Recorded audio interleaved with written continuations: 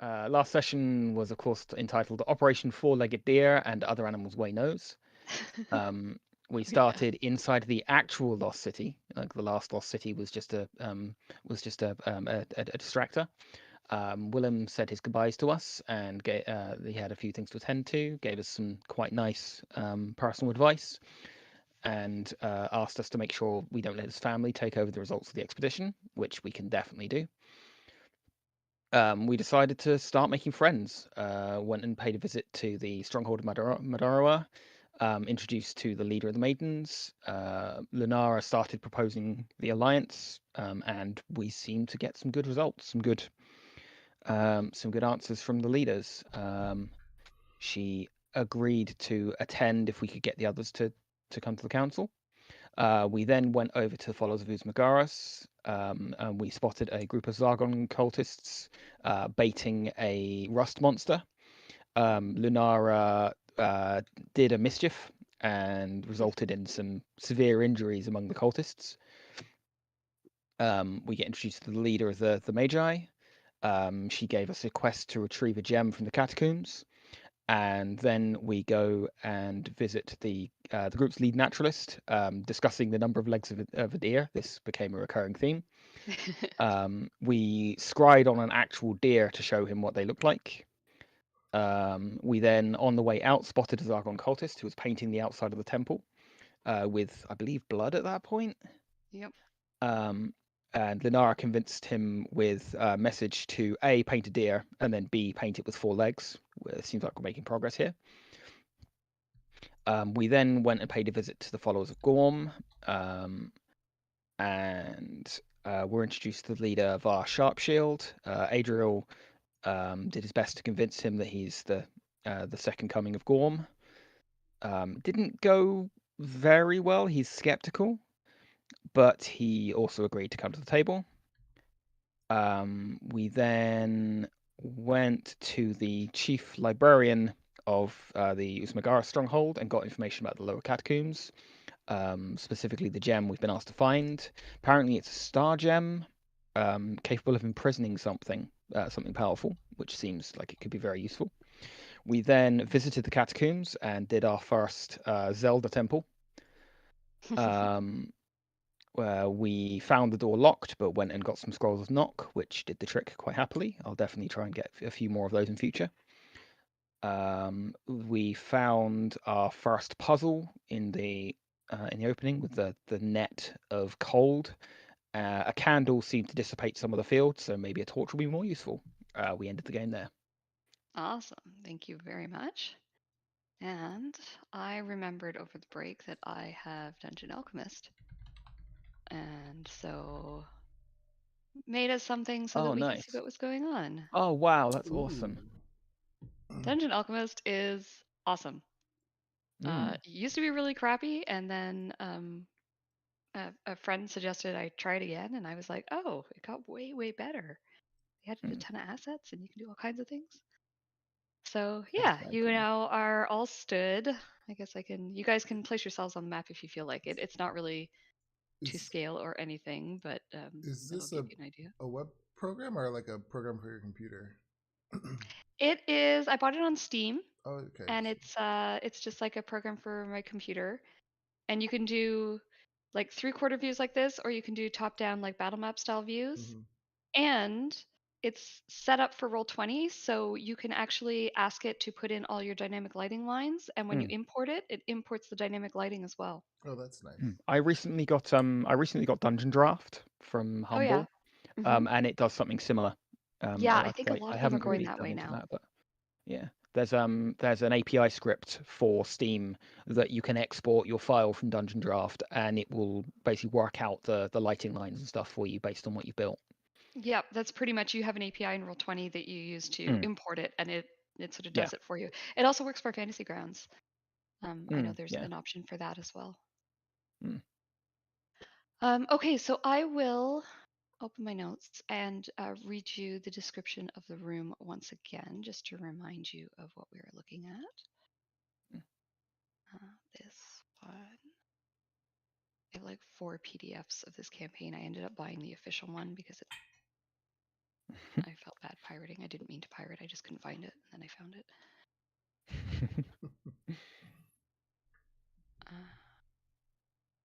I do the same thing. Do you- I'll get it first to see if I like it, and then I'll buy it. Yeah. Mm. I opened the wrong one. Here we go. Okay. So the room you're in is a 20-foot wide by 30-foot long room. Nope, the walls are racked with bone. That's the wrong. That's the I was wrong going to say place. that's very small for where we are. It's still The walls early. of this It's okay. 20-foot wide hall and its ceiling fade into darkness, made deeper by the black marble that has been used in its construction. I couldn't get black marble, so use your imaginations. Three Sure. pairs of huge statues stand sentry with their backs flush against the side walls. The first pair is 15 feet from the doors. So tall are they that their heads are not visible in the darkness, and the staff holds each holds is as tall or taller.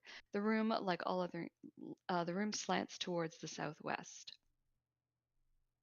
Against the back wall of the hall is what appears to be an altar of white marble.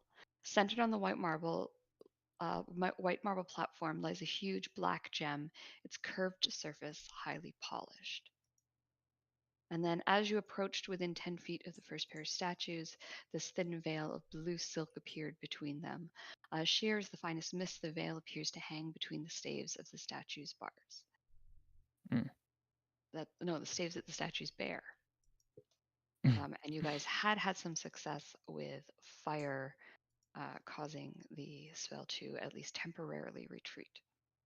Yeah. So I think we discussed using a full-on torch because the candle did a little bit of it. So It made me laugh how hard you guys were not lighting a torch, and the solution was Yeah. to light a torch. Jag was like, "No, I'm saving it." That's fine. Yeah. So, Wei, you light that torch? Yep. So you light the torch. It does not. When you move the torch towards the two statues, it clears enough of a space that you can carefully move through. But when you remove the torch, the mist comes right back again. So basically, someone has to stand there with the torch while you go through. Okay. Okay. Okay, and I'm going to get dexterity acrobatics checks from everyone, please, to carefully move through without knocking the cold. Oh, good. You know I'm not good at these things. I'll go first. Way's gonna do a Mhm. daredevil stun. He's gonna Yeah, just I'll straight up- hold the I'll hold the torch to start with. Sorry.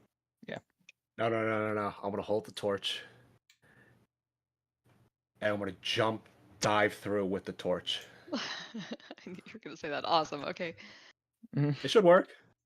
dexterity acrobatics. Let's see. Okay. You drop the torch, you go through head first. Yeah, Wei, tell us what happens. Yeah, I do a couple hops just to warm up a little bit. Then stretch my neck, full dash, and then swan dive through with the torch in front of me. Tuck, so my feet don't get frostbite. Awesome.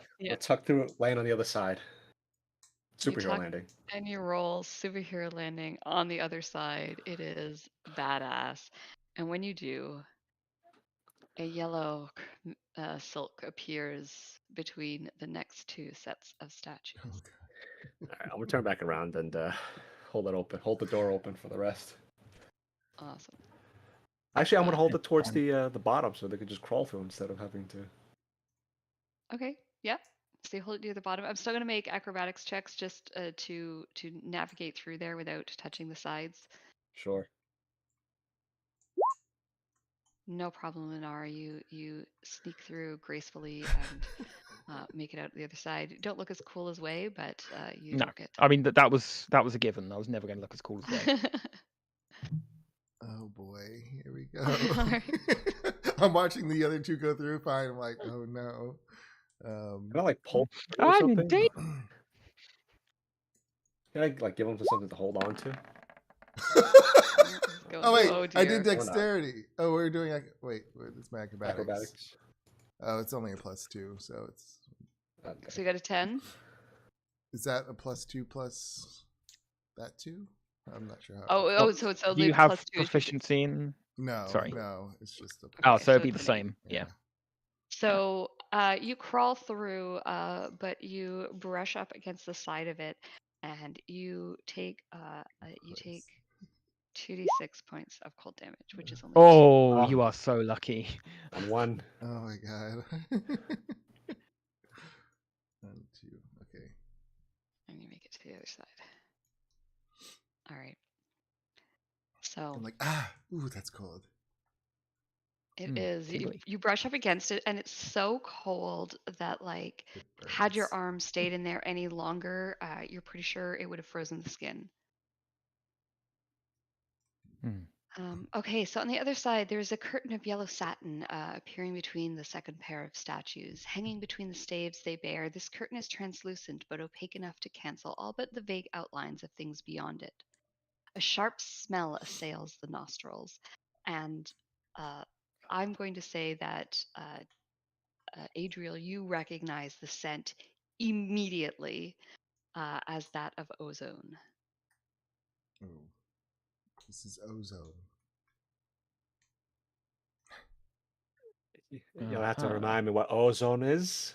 I went to school. It is the smell that hangs in the air after a bolt of lightning. I'm gonna I'm gonna snuff out the torch. And we already have a light spell. Mhm. And save it. Okay, how do we get through this one? Does he try his torch? Just to see what happens. I'll hold it up if you want me Just to. ignite the whole thing. Lunara It's like steps to one side. Yeah, I step back too. I'm gonna very carefully, very gently, just sort of with the rest of my body as far away from my arm as possible, leaning away gently, very slowly. Do you put it up to it or do you put it into the curtain? Up to it. I'm not gonna put it in. That's what she said. Yeah. You put the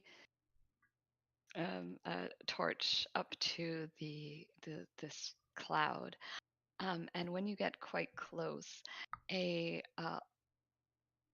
bolt of lightning snaps out and hits just the tip of the torch.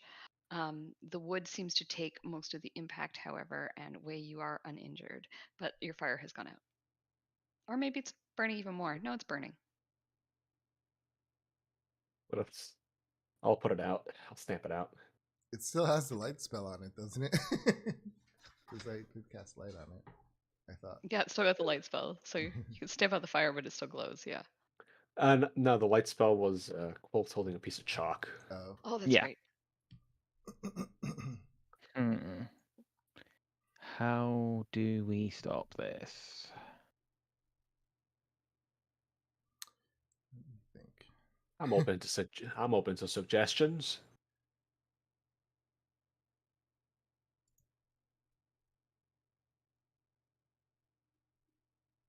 Ooh, prestidigitation can.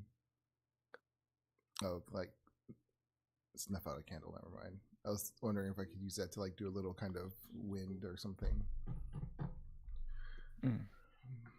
I blow on it. No, I don't want to get too close to it. Just seeing what happened. I just want to wonder if the wind would blow it away or like move it. I have an So idea. you're gonna stay away sorry. from it and kind of blow and see if that happens. Sure. I'll just like blow as hard as I can. It that was the best sound effect ever.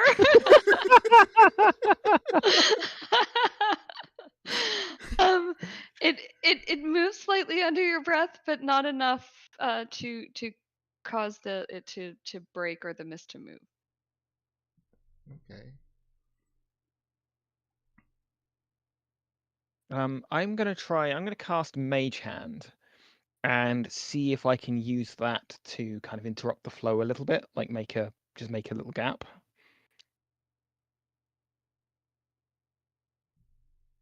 Mage Hand has. I mean, it's force. incorporeal, so it probably won't do a lot.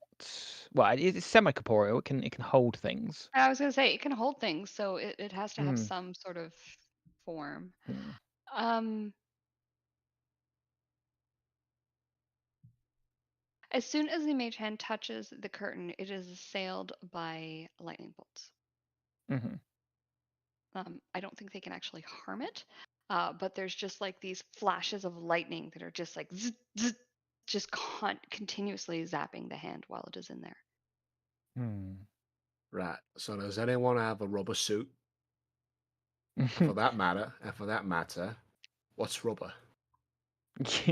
I'm sure you know what. I'm sure you know what rubber is. Like it's a tree. It's a tree resin. So I don't think it'd be grown in the Sword Coast though. I mean, it comes from Maybe Africa naturally. So you might Like find it. humid conditions. Calamshite maybe, or Hmm. Hmm. the biology of the rubber tree on the Sword Coast. A Hmm. paper by Kirsty and the D&D division. Well, it would have to be quite south for that sort of climate. Hmm. Fuck. What can we do? I'm trying to think how we just ground off the electricity. But there's no spells. There's nothing I've got access to that would help with that. Do I have anything in my inventory that might be useful? Check the party loot.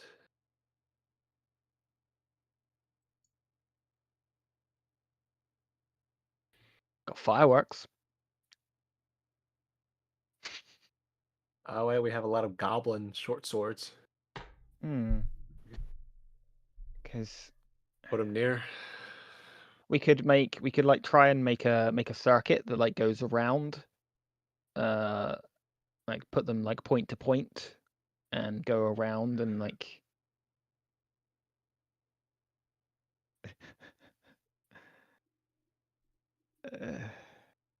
Yeah, we've got like 7 short swords. So you did say it moved a little bit when I blew on it, though? It did move a little bit when you blew on it, yes. All right, I'm going to try something. Okay. I'm going to cast, because I need to cast a spell at first level or higher to use my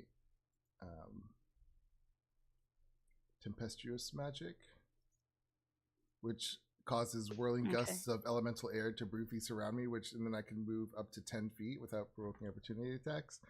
So I'm going to cast Enhance Ability for give me advantage on Constitution saving throws, which gives me temporary hit points, 2d6 temporary hit points.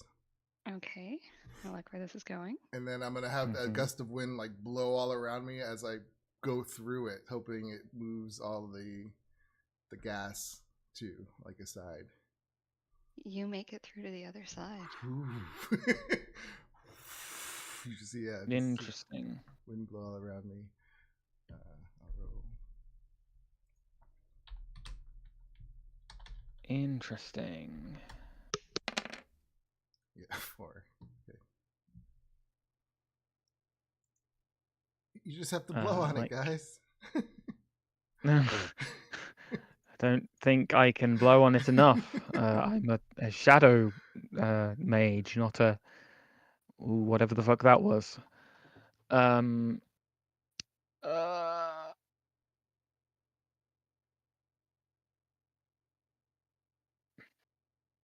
That would not do the trick. Like I could. Oh, I'm sorry, I forgot when Seb, when you made it through, another silk appeared between the two statues.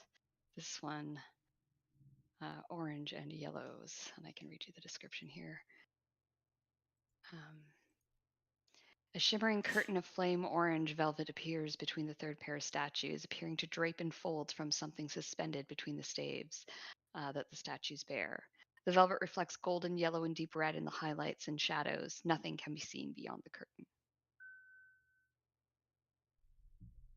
Okay. Feeling a little trapped now. That's because Okay, you're I trapped. think I have an idea. So I could get through one, but I can't get back again. If assuming these don't break down, like I think I've got an idea of how I could get through both. I might be able to break both of them down temporarily. Because like, how far from the back wall am I presently, or from the final wall am I? 5, 10, 15, 20, 25, 30 feet from the back wall. About 30 feet. Okay. But we can't see it. You can't see it. That's correct. Okay. You can't Adriel, see can I beyond the suggest? curtain. Okay. Can I suggest you move over to the side, like flatten yourself up against the wall? Because I'm going to do something that's probably very silly. It's either going to be ridiculously dumb or ridiculously effective. Before you do that, can I do a look around in this area, see if there's anything that would turn off the walls? Yes, On sure. this Yeah, side? go for it. Sure, go ahead and make me an investigation check. Because I'm so good at everything. Oh dear. You have a look around. You tap on the stones. You look for an obvious button or a lever that says "shut off" button, but you don't see anything. Okay. I look over at Wei and say, you might, like, if this works, be ready to move quickly, because I don't know how long this will work for. And then she focuses on herself, and you feel the air around her like drop in temperature quickly.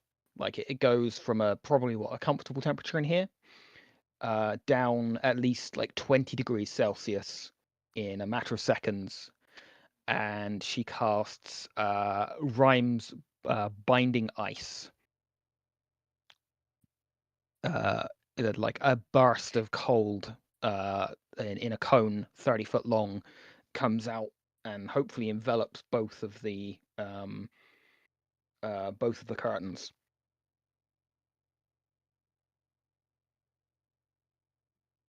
Oh, interesting. Okay. Of course, it might also just get reflected back by the first curtain and freeze her to an icicle. But you know, she's got to try. Here's what happens. Mm-hmm. The third curtain disappears. Oh, The second curtain remains in place. Does that give me time to run through? That will give you time to run through. Yes, Adriel, if you see that happening, you can dart through. I also think that it's going to make you take a little bit of damage here. Because the 30-foot cone from her would sort of spread out like this. Well, can't you angle it to Well, one you knew side? it was coming and you were flattened. Yeah. You're not going to I take mean, damage. I could literally I could try and arrange it so he's not in. Yeah, Like, you could like move it to the there. side or whatever. Yeah, Yeah. It doesn't hit you. Yeah. So that the top cone stays up, but Adriel, you are able to dash through to the other side. Okay. So you make it over here, and you are stood next to this, and this is a white altar. I tried to like make the colors, but it didn't work. You're stood next to this white marble altar looking table thing with a black gem that is sort of set into the surface. Okay. I kind of relay what I see to them through the mists. Is that wall still up behind me, or did it go away completely? The walls are still up behind you. Okay. try and do an Arcana check on it.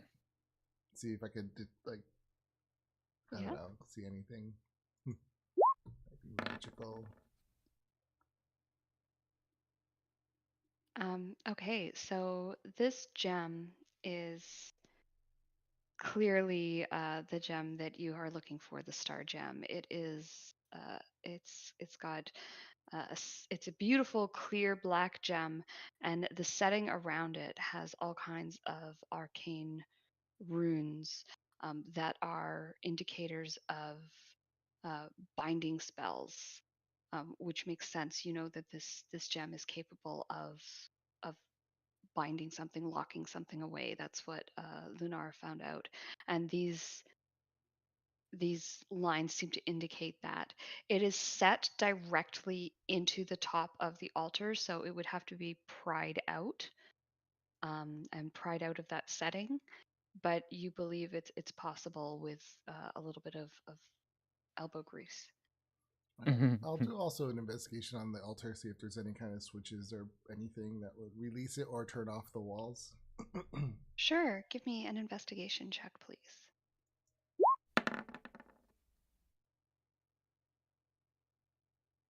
You do find on the side of the altar there is a lever. I pull it. All right. Okay, you pull the lever. Everybody, Wrong lever. Just kidding. The walls vanish. Whew. Nice. Good job. And then I'll start prying that thing out. I'm like, I found it, guys. Okay, That, go ahead, sorry. well, that was convenient. Yeah.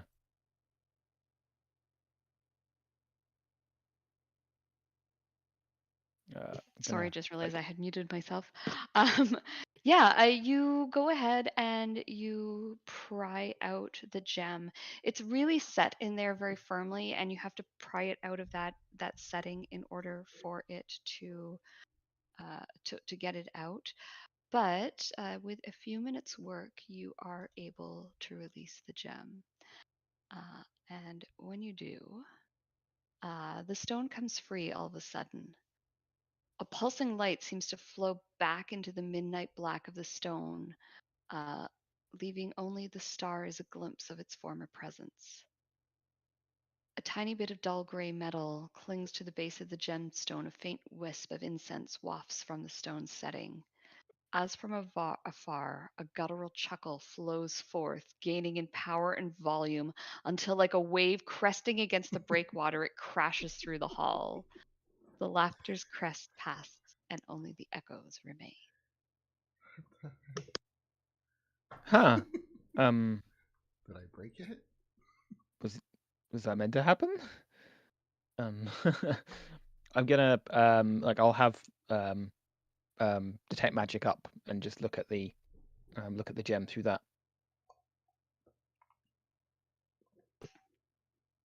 Yes, so the gem is magical.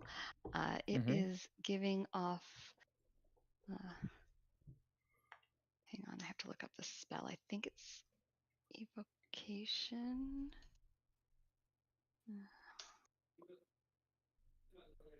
Here it is. Yeah, it's evocation magic that it is giving off. Or perhaps this one. Yeah, it would be evocation magic. Okay.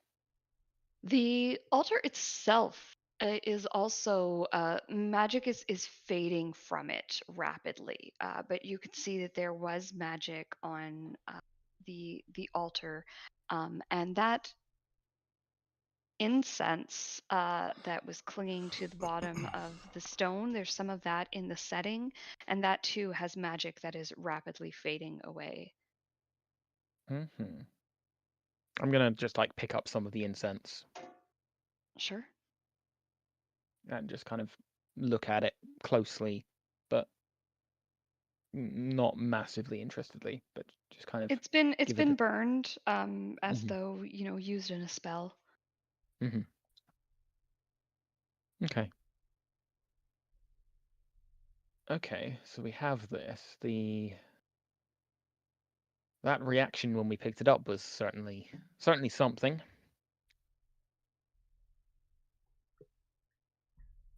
Jury's out at the moment whether it's something to be worried about. Yeah, I don't know. I'm so glad you guys can't see my face right now.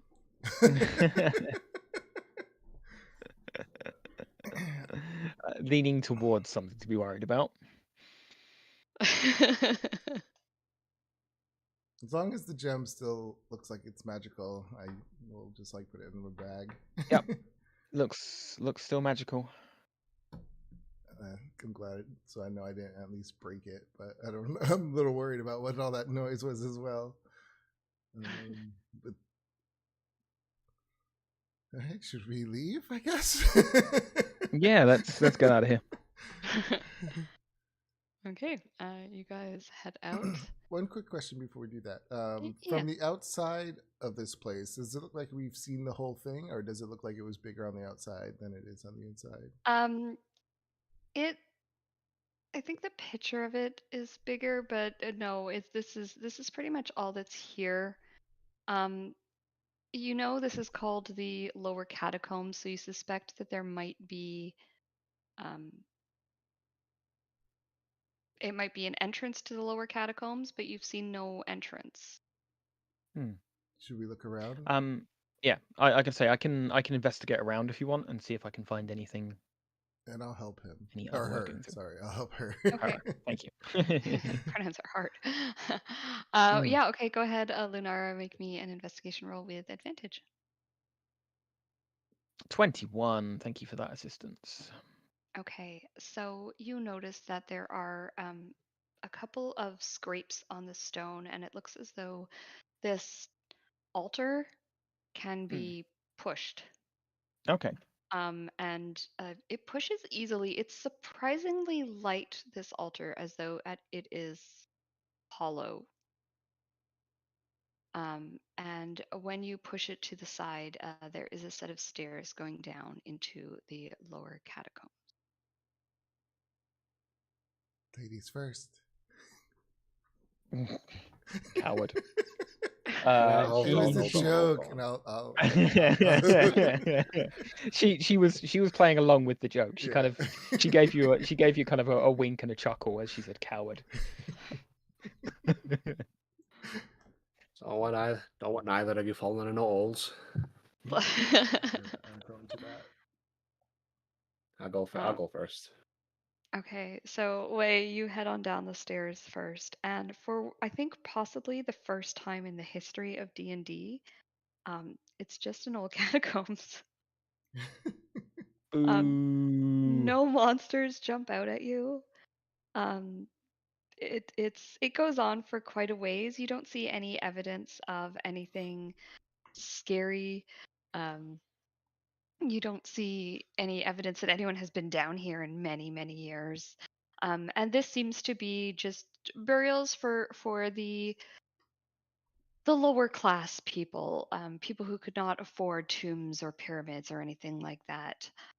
Many of the bodies are mummified, although there are some that are just skeletons, and everyone is neatly laid to rest, and nothing seems restless down here. Well, I'm then curious. Like, is there another entrance to this place? Because how do they get them down here?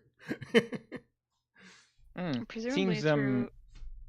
Sorry, it go seems ahead. a lot of effort to go through to solve those puzzles just to get someone else entombed down here.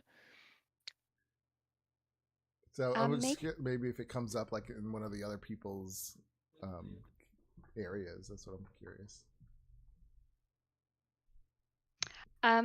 From what you can find, it does not. It's not a massively huge place. It doesn't seem to have any other entrances. Lunara, I think with your expertise, you would recognize that the statues and the stone are of later design than Right, I see. the catacombs. This was a cork put on the bottle at a later date rather than a thing that's always been here. Yes. Okay. Okay.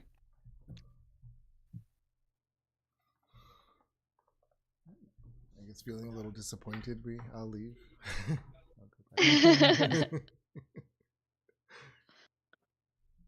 I know. I was like, part of me was like, should I put something down there just to make there be something down there? And I was like, no. You know what? Sometimes a catacombs is Yeah. just a catacombs. Exactly.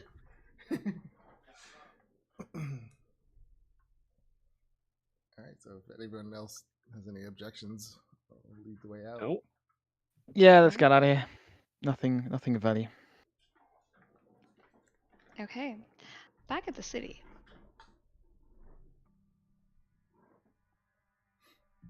Oh yeah, I forgot to put on music for the other one. So back at the city, you guys are over here at the lower catacombs. I guess it's not too far off the size and shape that they describe in the book. Mhm. The city has gone a bit mad in your absence, your short absence.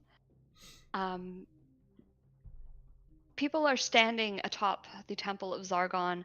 They are wearing their Zargon masks and they're screaming, "The end is nigh! The end is nigh! The creature passed through! The end is nigh! It is the end of days!" And even the regular Cynodicians, you see them scurrying around. There's children crying. They're pointing in different directions. It's everyone. After like a big accident or something happens, people sort of like stand around and talk about it afterwards. That's kind of what's going on here.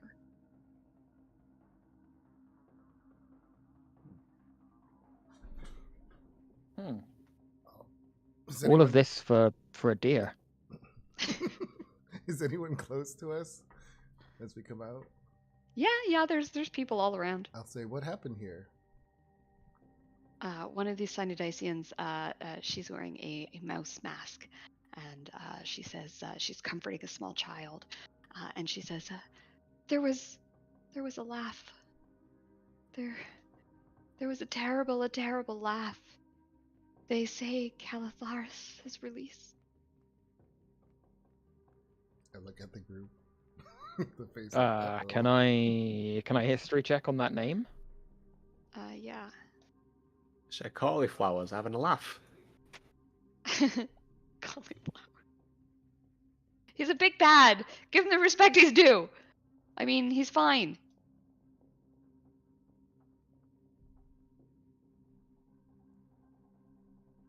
Calitharus?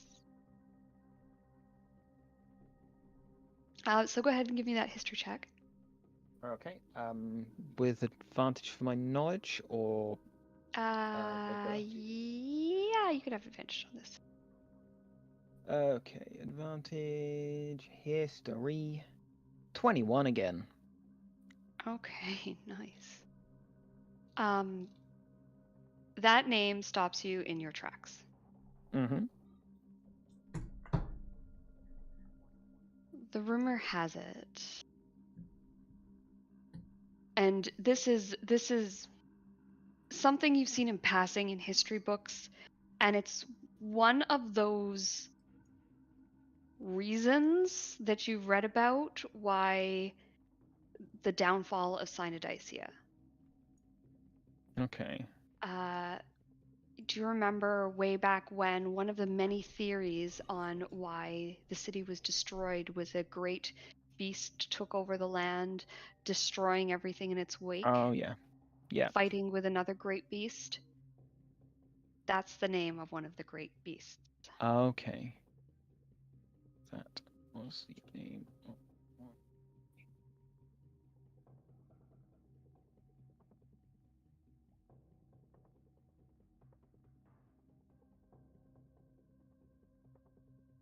Okay. I think we'll head. I suggest we head back to the Uzmagarans and find out why the fuck that just happened. Okay. Because hopefully they'll have some kind of idea. We did as directed, and this just happened. I agree. Okay. So you guys head over to the stronghold of Uzmagaras. You are, once again, you're permitted inside, no problem. You've been given entrance. and you. I have the wrong set of notes up here. You enter into the stronghold, and are you going? Who are you wishing to speak with? The leader, the librarian? The leader was the one that sent me on this quest to begin with, so I think leader. Okay. So that would be Ervra Truders. Yeah. And so you guys head to speak with Ervra. She is happy to speak with you. And she sort of opens her arms in welcome when you come, and she says, "I hear that you have succeeded. I heard the laugh and I knew. Well done." Okay. I'm going to. I need to insight that because that reaction was not the reaction I was expecting after hearing outside. So allow me insight. That's a 19. I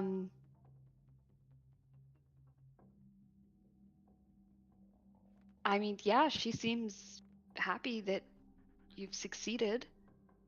She does not seem to be concerned about the laugh, and you're not sure if that's because she wanted that released or if she doesn't care or what. But she doesn't seem upset or concerned about it in the slightest. So you wanted Calatharis to be released? Well, that was just a byproduct. What I wanted was something that we could use to store Zargon in, and that is it. You've done it. Yeah, I'm gonna hold on to this for now. Excellent. You can use it to capture Zargon. That's the idea. We are playing Pokemon. I need to understand why this was just a byproduct. Like, Calatharis led to the downfall of your civilization, right? Why? Why is that just a byproduct? Well, if he's released, he'll simply go to the mythical surface land. Oh, good!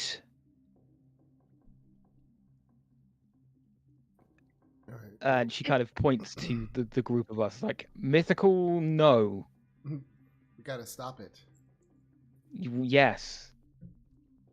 It is my job to protect the city. I do not care what happens elsewhere. We Magi must hold strong. We must make sure that we are the ones ruling this city, and in order to do that, we need to defeat Zargon. I see no problems with this. Your logic is sound, but we need to find this creature and stop it. Your logic is sound, but I'm leaning towards letting Zargon just fucking eat you at this point.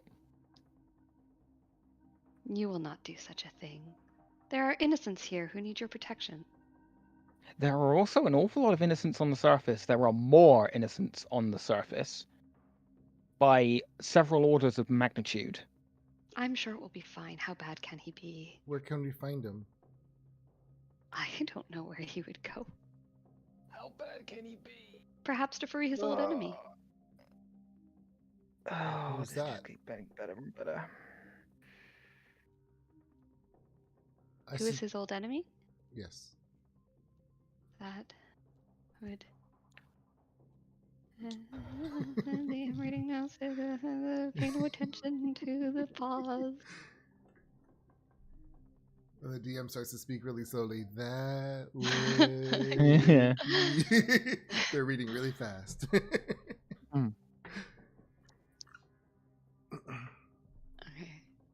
Plotline.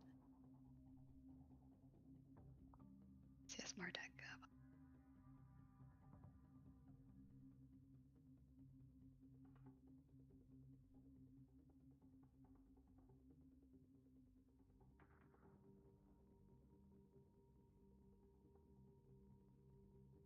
She gives you a name. Okay. If it's not, The DM will give you. I can't just like it's not for some reason like it's not just right at my fingertips. Yeah.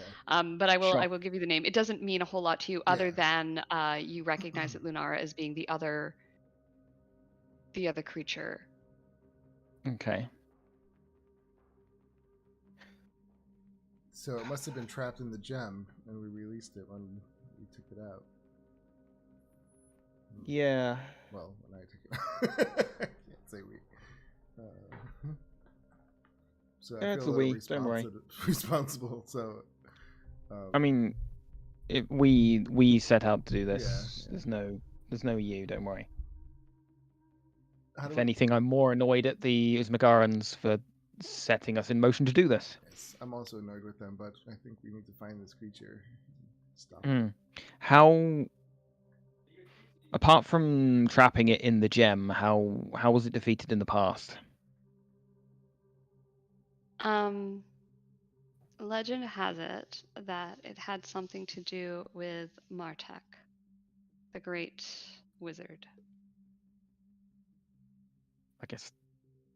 I mean, that sounds like that would be the gem, but if he weakened it himself and then trapped it. Fuck's sake.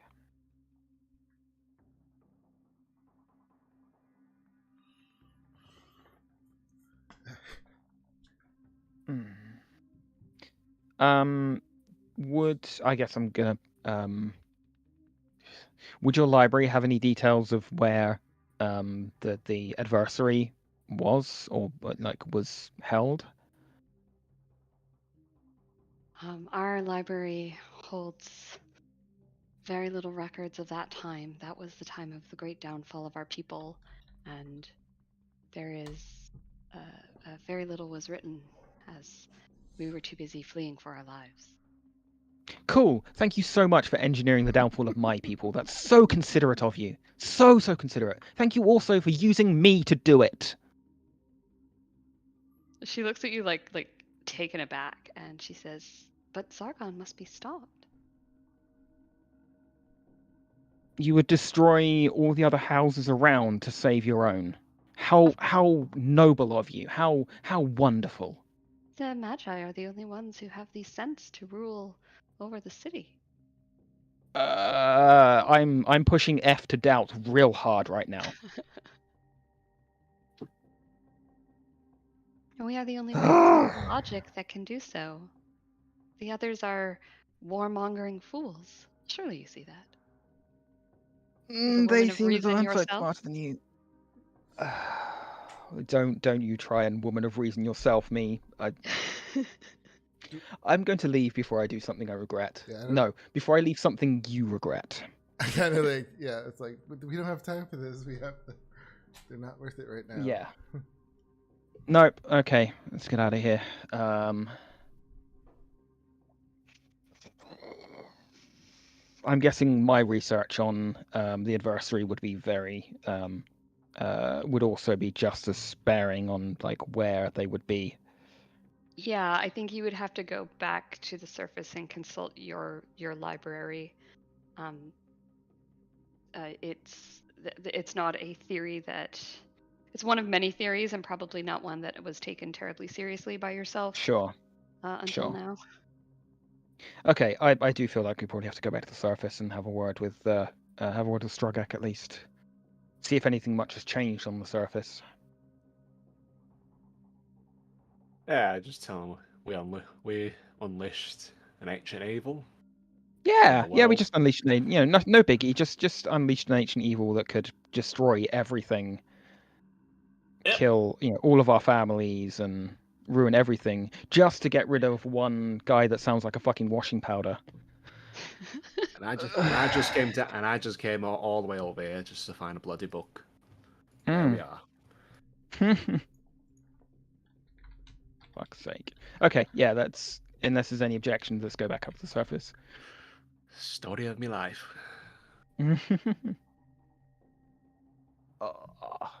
Okay, you guys are all in agreement to head back up to the surface? If that's where the creature's going, yeah. Okay. Any stops that you would like to make along the way as you head up through the pyramid? I'm not going to walk you through each level. You know how things are going. If you want to stop and check on anyone along the way, we can do that. Or do you want me just to take you right to the surface? I have no one that really. I mean, we could warn people. I don't know, like. Yeah, that might be worth warning the Gorm people. Other than that, Lunara is not in a particularly good mood to talk to anyone right now. Yeah. Okay. Do you want to talk to them? So you warn the Gorm people. Do you warn the maidens as well? Yeah. Okay. She'll stop and warn the maidens. Okay. So you warn the followers of Gorm, you warn the maidens, and you head up to the surface.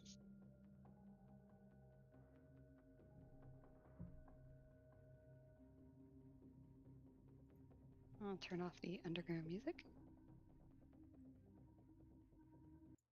And here we are. Hopefully did I bring you guys all over? There's probably a pile of dead bodies here. Just one. Okay. Oh, I thought it was because of the monster. Never mind. Oh That is no. correct. So, Adam. Mm. Let's just put him over here. Yeah, just put it to one side. Okay, so when you get to the surface, things seem fine. Weirdly fine. Strogak is working away.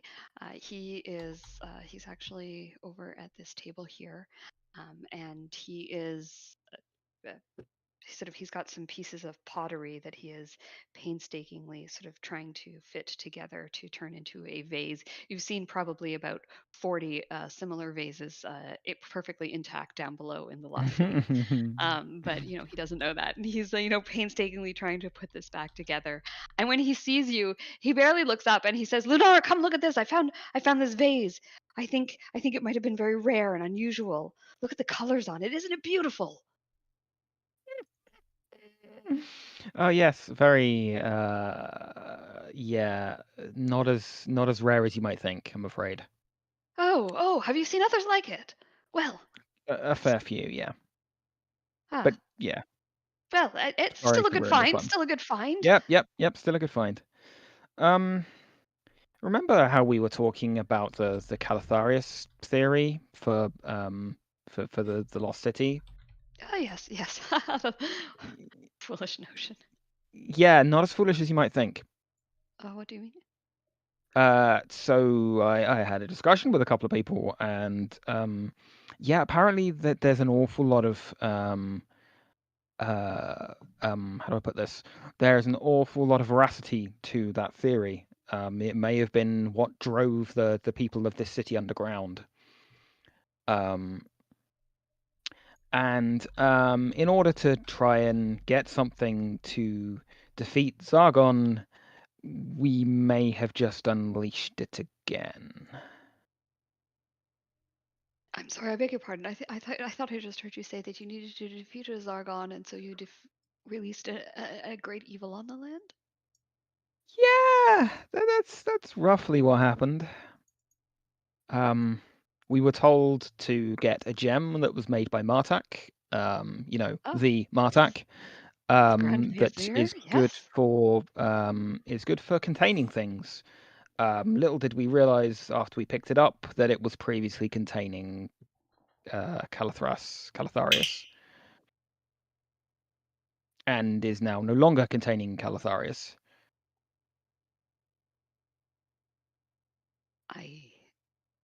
I see. Yeah, but they're fine with it because it just means he'll attack the mythical upper world. You know how mythical the upper world is. With a four-legged deer. Yeah. Four-legged deer. Well, Yeah, they don't four-legged. think they have four legs. They don't think they do. We had to introduce that idea to them. I had to scry and show them a deer for them to actually believe me. Oh, the people sound fascinating. Fascinating is not a word I'd use. Very disturbed. Very mentally disturbed. I So, see. what can you remember of the Calatharius theory? Because we need all the information we can get right about now. It isn't something I'd put much veracity in, so I didn't remember much of it.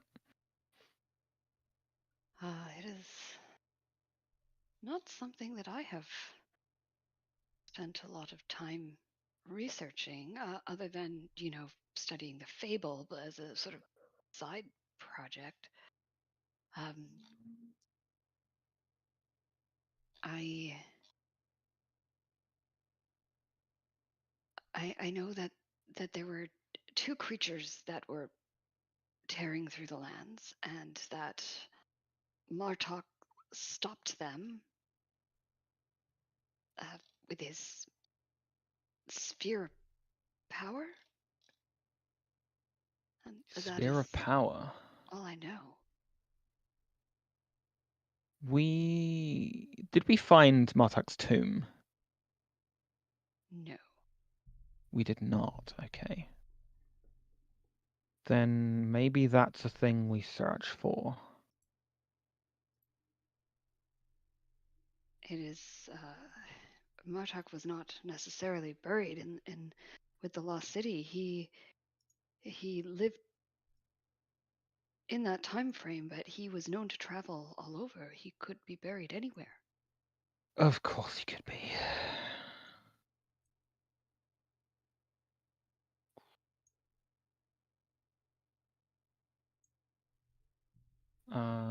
Okay, we need to try and find out where he was buried. Can't exactly scry on a corpse. I do have a friend in Bralazar who is somewhat of a student of Martak, you might say, a scholar who studies his works. He might be able to provide you with more information if it is Martak you seek. That would be useful, but how would we get in contact? You would have to go back to Bralazar.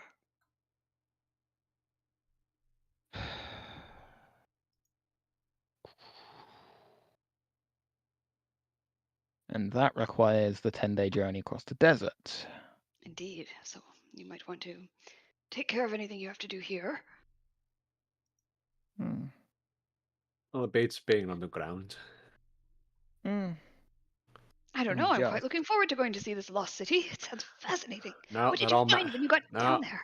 They're all collectively mad, mate. But the city itself, are they living in the Senedician way? Do they wear masks? Yep. I'm so intrigued. Do we want to take Strogak down to actually see it at least before we go anywhere? Because it would be a shame for him to go all this way and not actually see the thing. We could just be, camping underground, just LARPing, pretending that we've seen it for all he knows. And that could be I trust hilarious. you, my dear. But you're an idiot. I mean, what? What do you think, guys? Should we bring him down to see? Because we could at least give him like a day out down there. Yeah, sure. All right. Come along, Grandpa.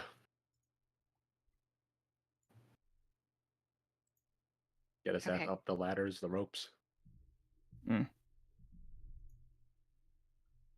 Okay, so he will head on up with you, or down with you, I guess. He'll go up to go down, and you guys take him. He is impossible to drag through the pyramid. He wants to stop in every room, at every painting, at every flagstone on the floor.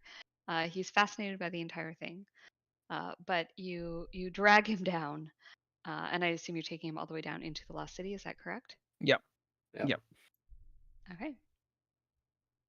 You drag him down to the Lost City. And when you get there, I'm actually going to say that you camp the night before you go down. Okay. We've had a very long adventuring day. Yeah. So please go ahead and long rest your characters. You guys spend the night, and then in the morning you go back down. And when you get down, you come out at this area here. And things have changed. Okay. For starters, as you're going down through the pyramid, you see less people than you had seen before. There are some more creatures that have moved in up there. You see some more spiders and things. Nothing that gives you guys any pause, so we're not going to sort of play that out. But you do see there's less. The followers of Gorm, a bunch of them have gone down below. People are heading back down basically and leaving just like really small outposts to hold territory up here. When you get here, the city is a war zone. The followers of Gorm are within their building, the Magi are within theirs, the Maidens are within theirs, and the Synodicians are basically locked in their homes. You see followers of Gorm like running through the streets, go, go, go, go, that way, drag them, and they're just running through with like their swords at the ready. And you see a group of maidens like just hoofing it, running down through the mushroom fields. Turning every once in a while and sniping back at the followers of Gorm, diving and hiding into, cracks in the walls, climbing up the walls so as not to be caught. And it's like coming into a war zone. Fuck. This is exactly the time to bring him down here. Fuck.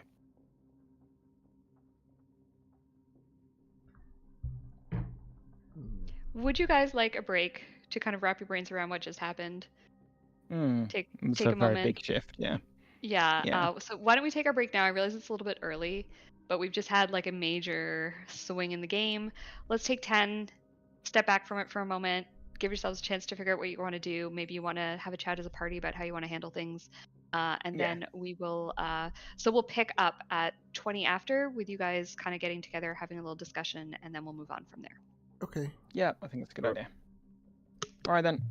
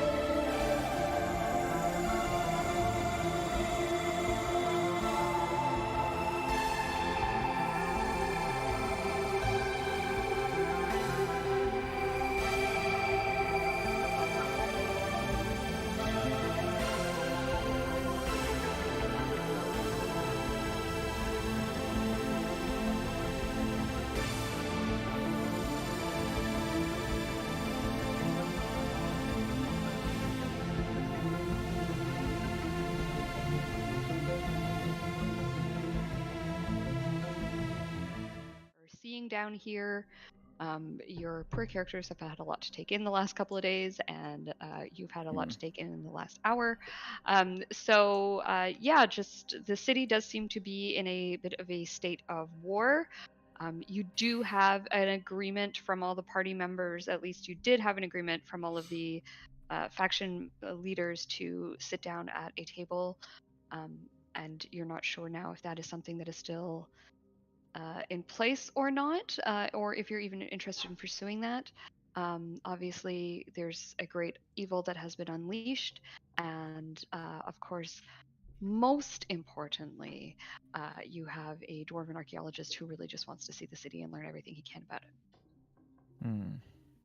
So are they so actively fighting in the streets with each other? Like, what do we There see there? there is some active fighting in the streets, but it's think like kind of like Warzone, where it's, you know, they're fighting each other where they see each other, but they've got like patrols out, and they seem to have sort of like sectioned off areas that is their area. There's probably raids and things that are going on, but like right now it's fairly quiet. It's just like if they see each other, they'll attack.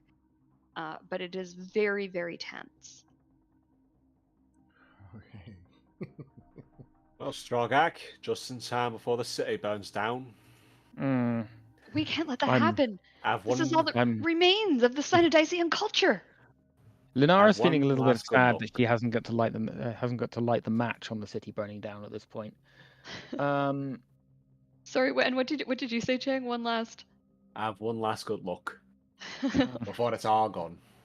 No, we have to stop it. Okay. He's probably right. Shall we try and get the leaders together? Yeah, let's try and get them to come to a council. So, like, priority-wise, stopping Zargon still there, but kind of taking a back seat to, you know, not having our world destroyed. Agreed? Yeah, we're not those bloody wizards, yeah? Uzma what's-its? Not those people. Yep.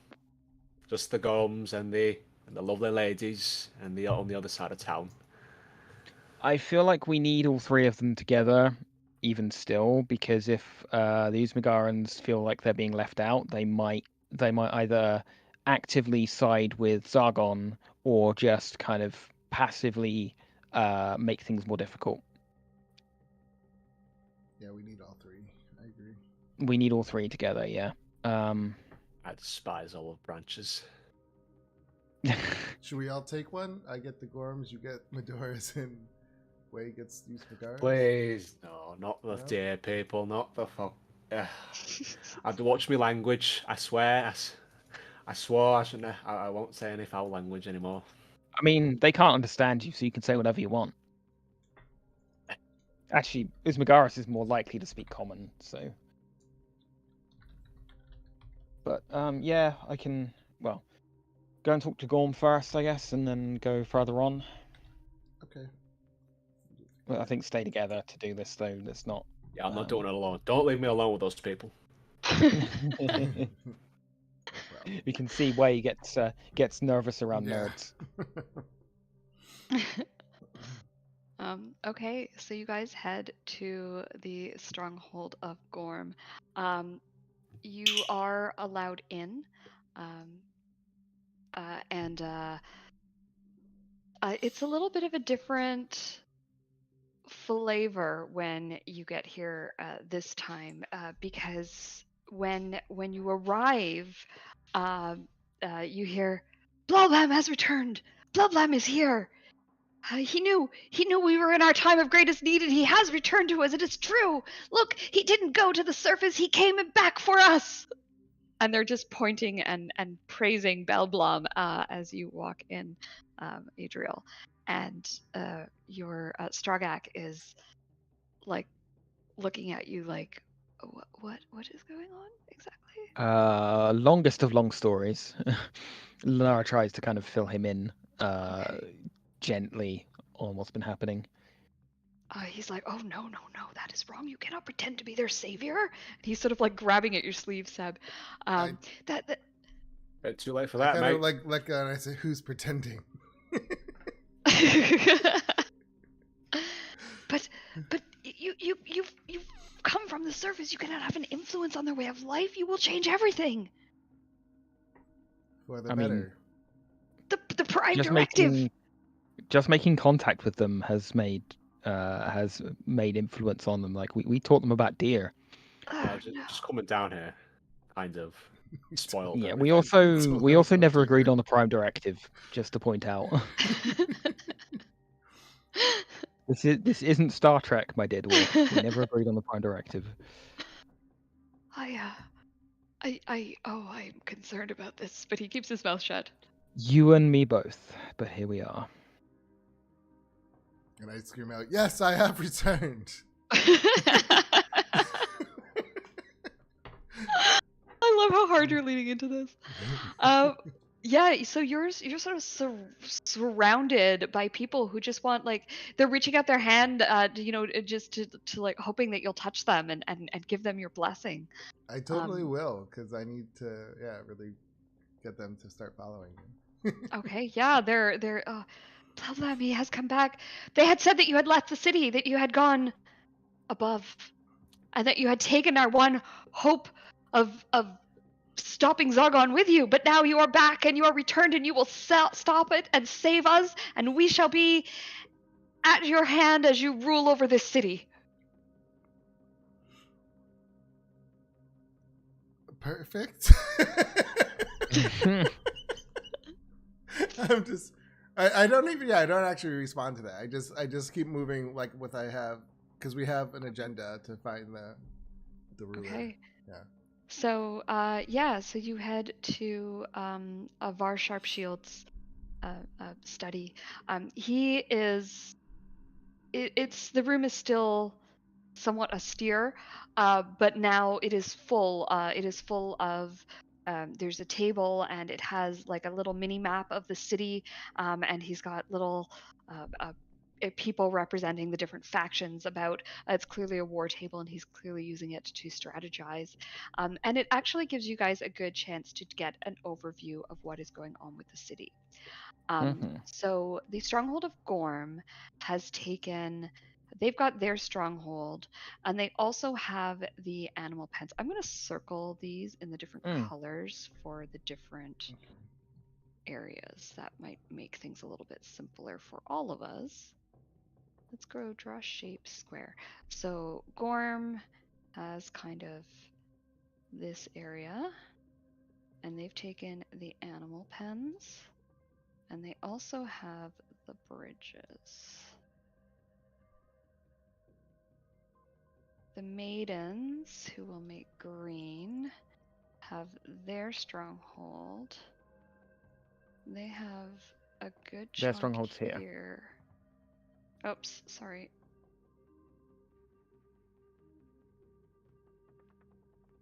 Can't move that. Just delete it and make a new one. Delete.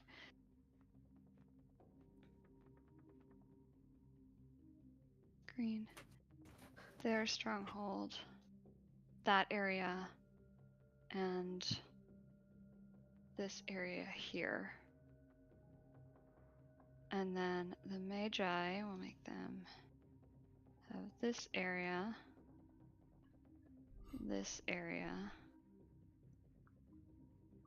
and there's some serious fighting over the park, but they for the most part have it. And then Zargon, I don't want to use black, I'll use blue. Zargon, obviously they've got their area here.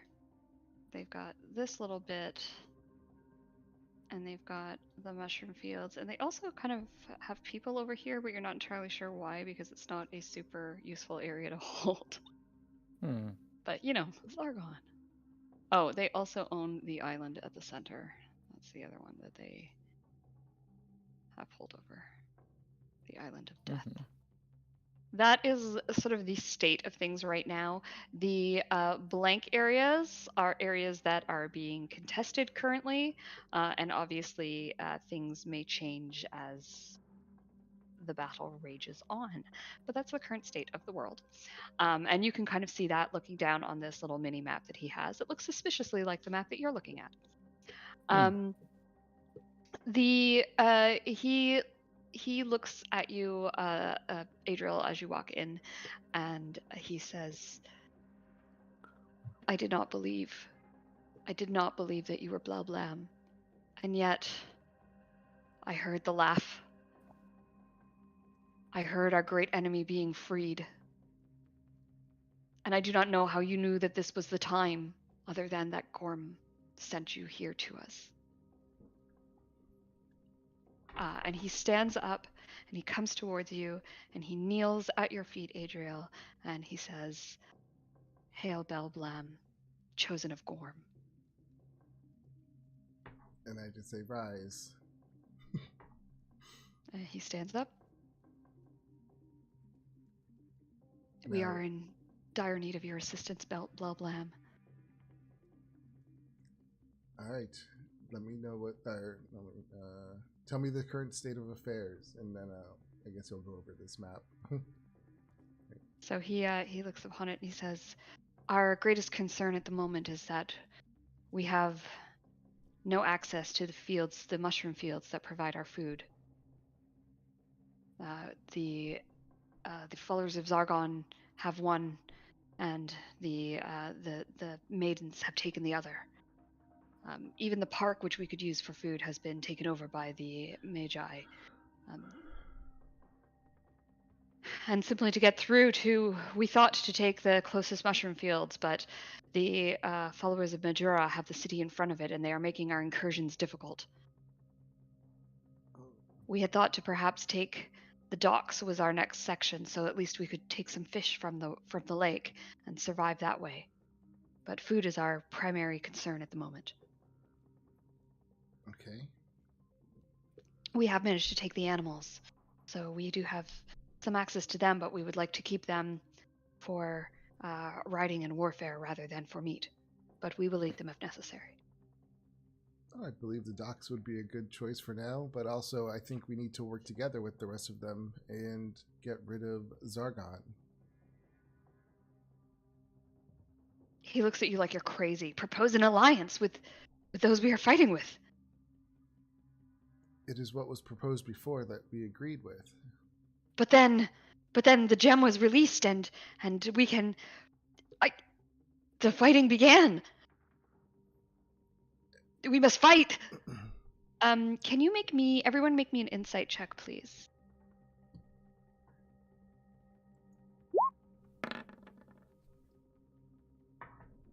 Nice.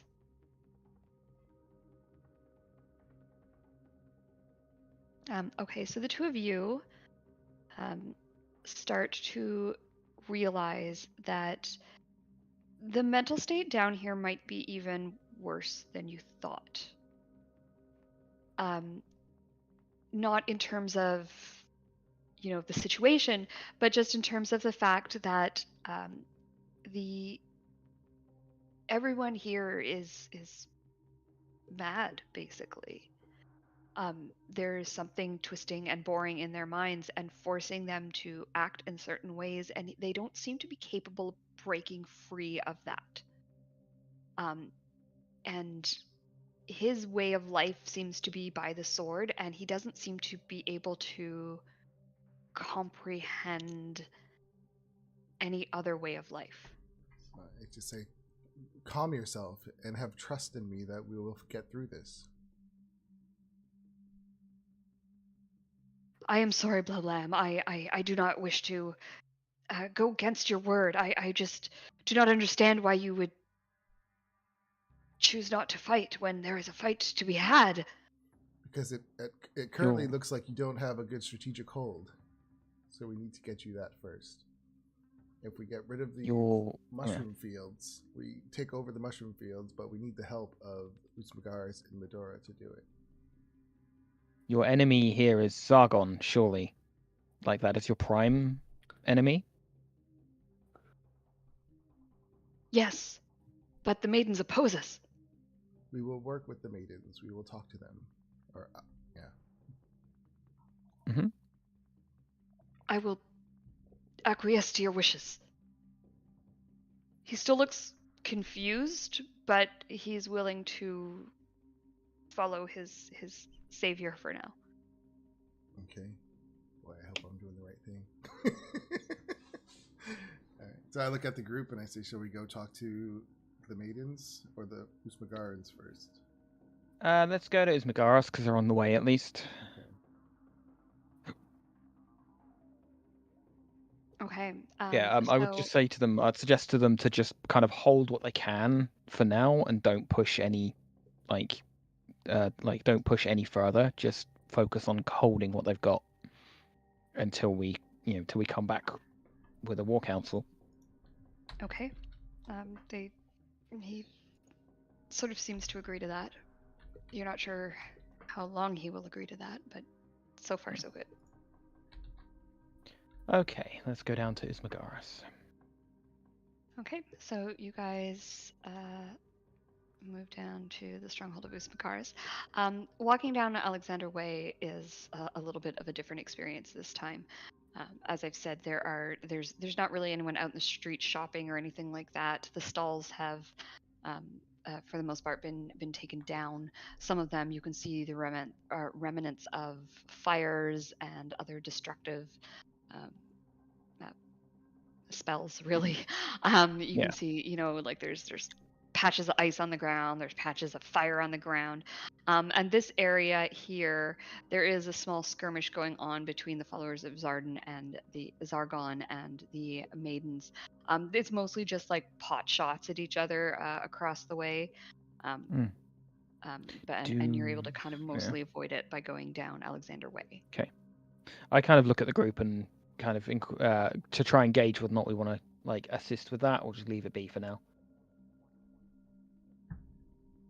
I'm sorry, what was that? There's a fight between the maidens and Zargon cultists on Zenobia Street presently. Oh. Well, we help the maidens gain more favor. That would certainly give us a little bit of leverage over the maidens, wouldn't it? Is it just a little fight, or is it like, because I don't want to give the maidens also an advantage on like something else that might go against the other groups? It is, so it's right now it's like they're sort of taking pot shots at each other from their two different areas. It's not a full out fight at this point. It's just like if someone pokes their head up, someone else will, shoot an arrow over that way. Oh, okay. I think we should just go to the maidens. Okay. Well, we'll carry on through to let's go and talk to the Ismagarans first, and then we'll go to then we'll go to the maidens. Yeah. Okay. Okay. Alrighty. So you guys head to the stronghold of Usmagaris, and this time you are stopped at the door when you walk in. When you go to walk in, and the person at the door says, "Hold! We saw you. We saw you enter the stronghold of Gorm. You think you wish to enter here now too?" We are on a diplomatic mission. Wei, do you have your membership token? My what? Weren't you given an associate membership? Like out of character, weren't you given associate membership? Was I? Yeah, I think you got a ring. Wasn't that whether or not you Gorm? want? No, that was I think you have one of each, don't you? I think you have one of each. When Adam... Hold on a minute. I start rifling through my pockets, my pant pockets. Pick out some lint. All right, that's in there somewhere. I'm imagining you're like the guy from The Mummy going through his going through all of his like religious icons and like nope. Ah, there we go. Patting down my chest, seeing if I guess I'll find it, right? After a little bit of searching. Yeah, Oh, absolutely. there it is.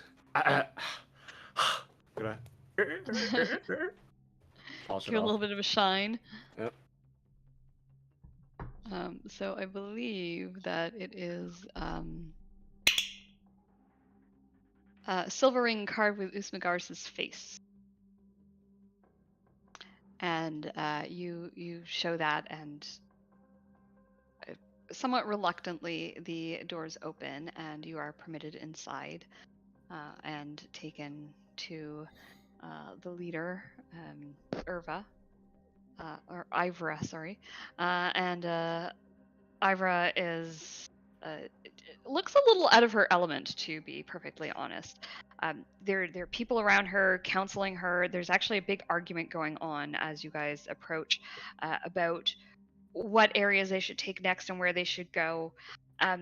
And she seems to be at a bit of a loss. You can hear that her answers are hesitant. You don't even need an insight check for that. Like, she just seems like this is not. She's a scholar, not a war. What's the word I'm looking for? General. Thank The you. general, yeah. And this is just a bit much. And the arguments that are coming at her, quite frankly, are a little bit ridiculous. They don't really seem to understand the implications of war and combat, and they're talking about things from a highly logical level, but not necessarily from a practical level. And they're shouting at one another, fighting about what areas they should overtake and what is the best strategy. And they're talking about getting the high ground. One of them wants to build like a walkway across the whole cavern from which they could rain spells down on people. But, and then someone else is saying, well, how the heck do you expect to build a walkway with like fire going on around us? And it's just, they're just screaming at each other. They don't even seem to notice you walk in.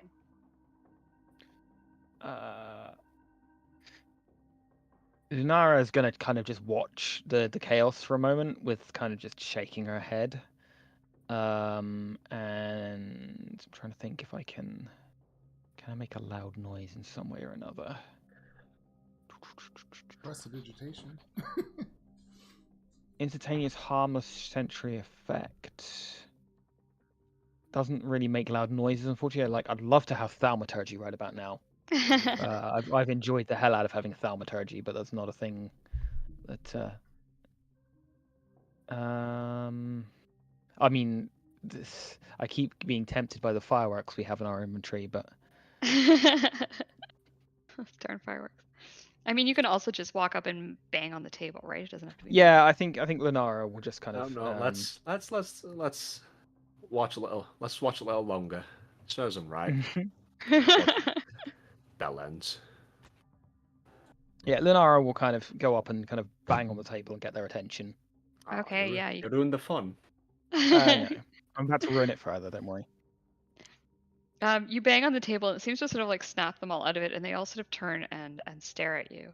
And the Ivra, sorry, looks at you and says, "What are you doing here? What do you want? We're having an important discussion." A discussion, was it? That seemed more like chaos ensuing. And she turns to her advisors and says, "Leave us for the moment. We shall continue this discussion later." And when they leave, you just see her. She takes a moment. She turns around, but, just with her back to you for a second. And you just see, like, deep breath. She takes her shoulders relaxed, then she turns back to you. And she says, "Yes, what did you want?" Okay, so you organized the situation through us. It seems like you're handling it just as well as just about anyone else is. So well done with that. Well, you left us. You could have had this all sorted by now, but you disappeared. You went up.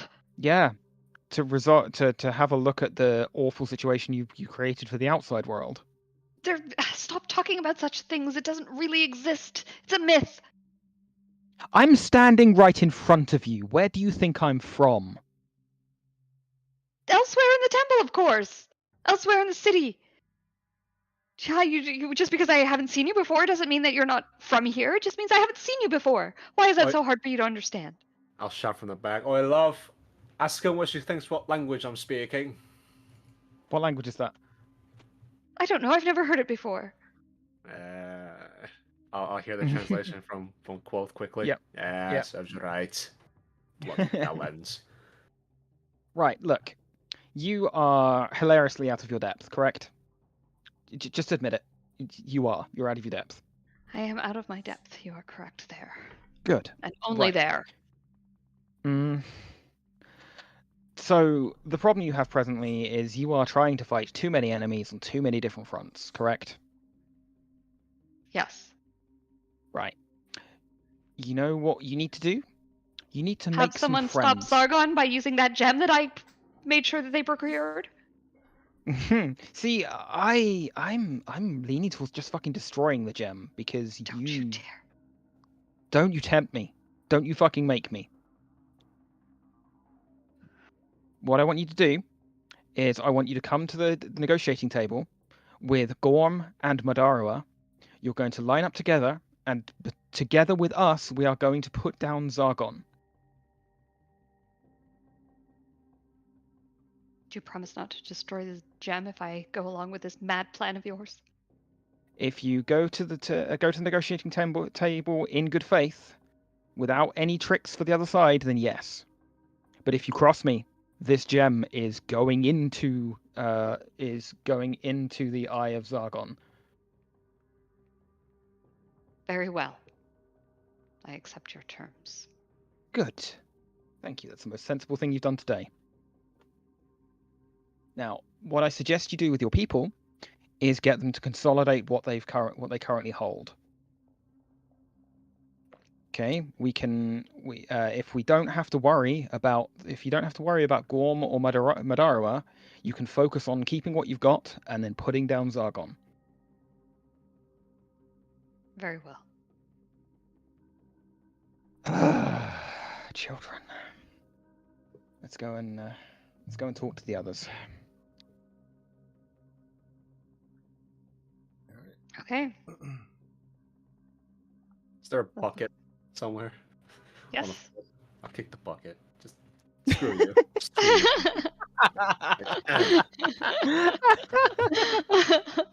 I love the fact that you asked if there was a bucket just so you could give them a screw you. He's trying his best, but he's trying his best since joining the monkhood. But these particular people have really They're just something else. really stretched his patience. Right. Okay. Let's go to the Madara. Last This is going to one. be the toughest bit. I don't know exactly what we do to get them leverage, but right. Let's go. Let's talk to them.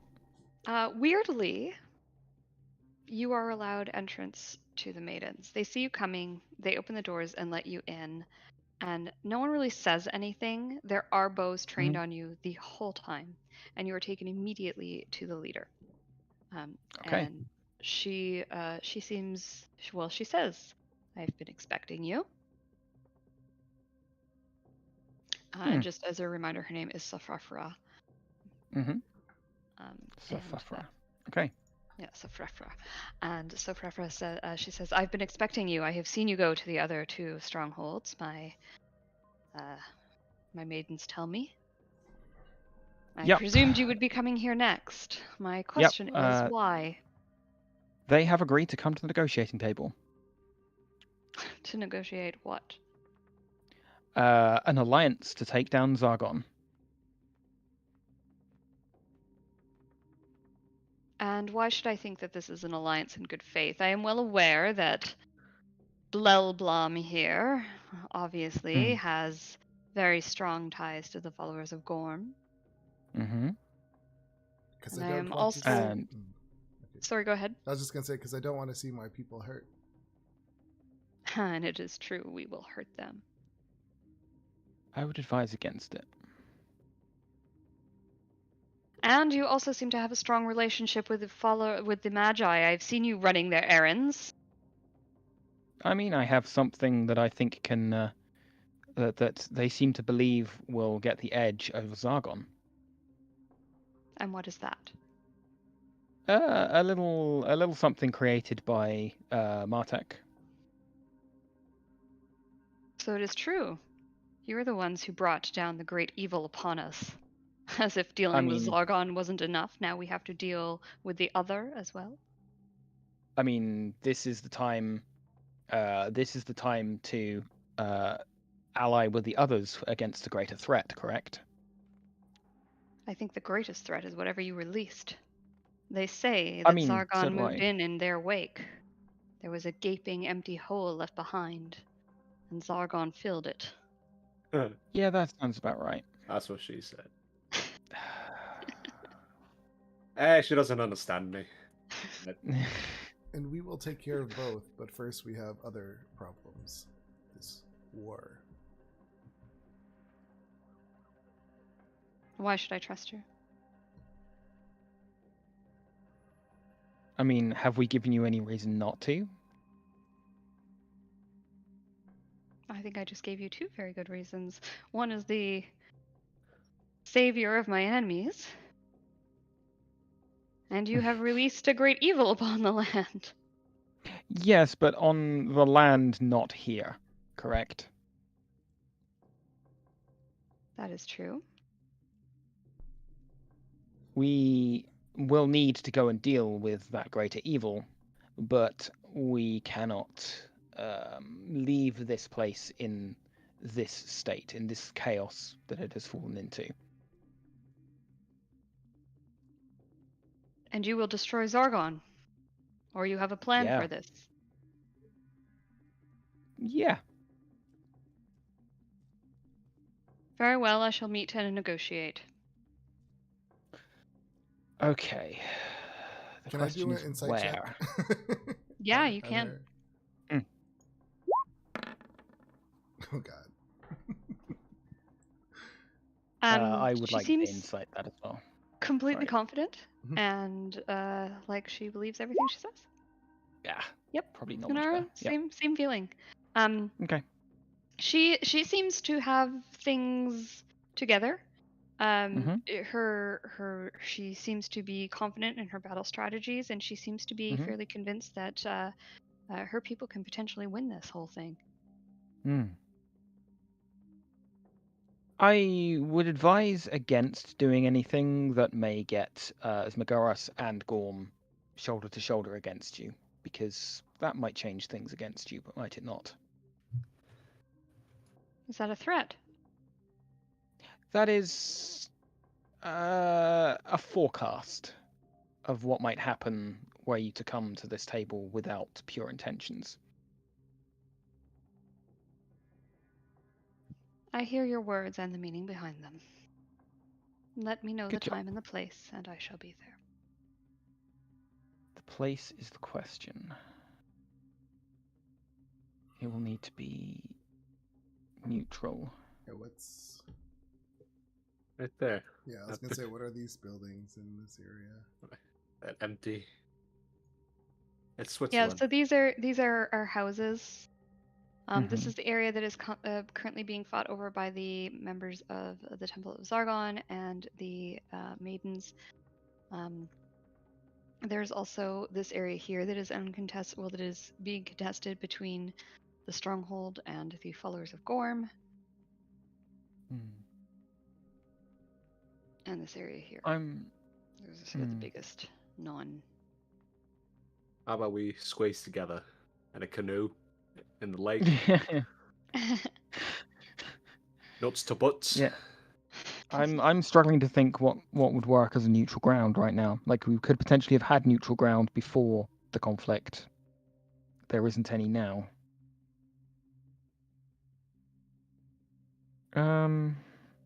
Like, I guess to just ask her, where would you advise as neutral ground?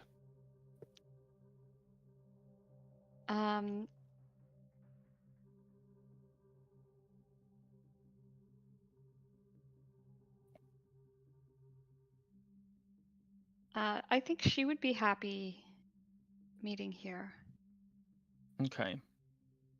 We will have to watch for the followers of Zargon, but we can set up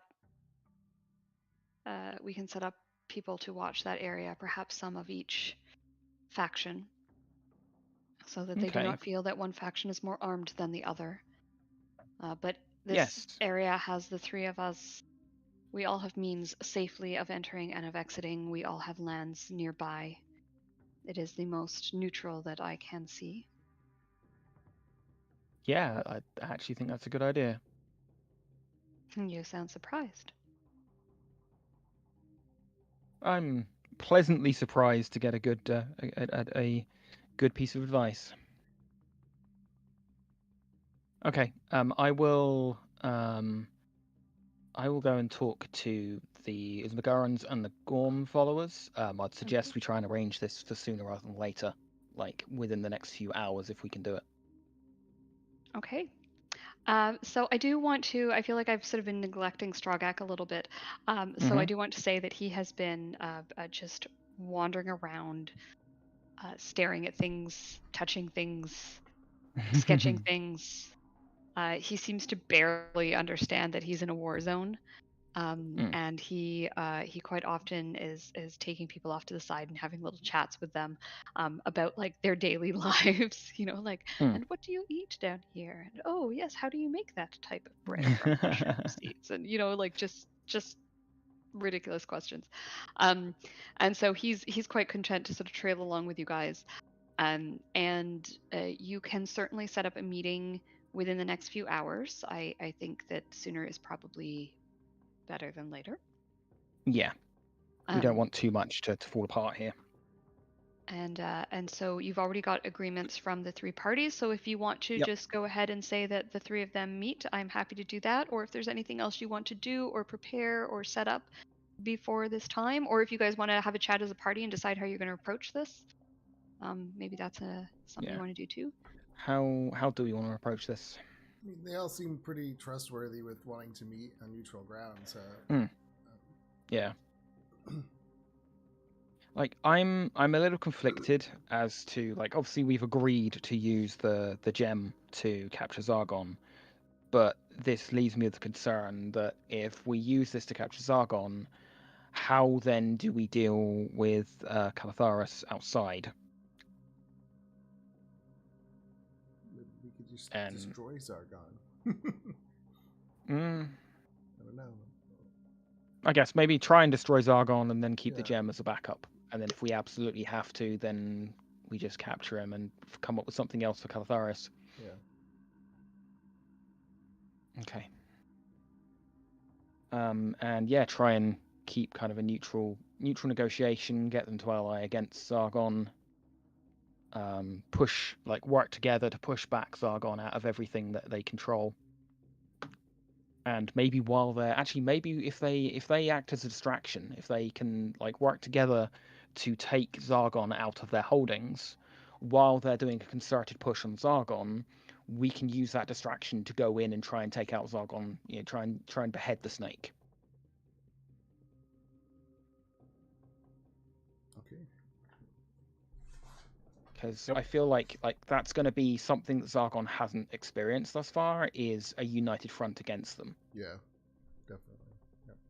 They're so used to pointing and laughing while these cults fight against each other that being pushed on from all sides is going to could cause them to panic, could cause some severe mistakes.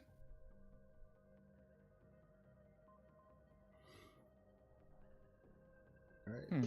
Okay. Sounds like you guys have a strategy going in, which is always a good thing. And I guess now, is there anything that you particularly want to prepare for the meeting place other than arranging for the guards so that there will be someone keeping an eye on any followers of Zargon who try to crash the party, so to say? Yeah.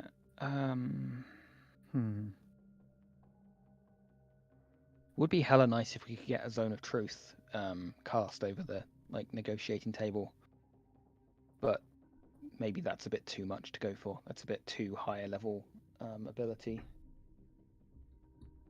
Is it? Well, we don't have. No one has the spell. No, none of us have access. Magaris might have it, but do we trust them? Yeah. No. But do we trust them? No.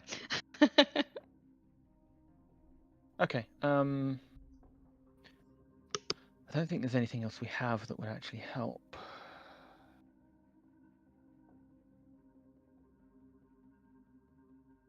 Yeah, I don't have anything. I mean, we just tell them not to bring only a certain amount of guards each, so one doesn't overpower the next. And the guards can circle around and keep us protected from Zargon if they attack. Yeah. I mean, that's probably the best we can do. So, seriously, I'll leave the weapons at the door. Yeah.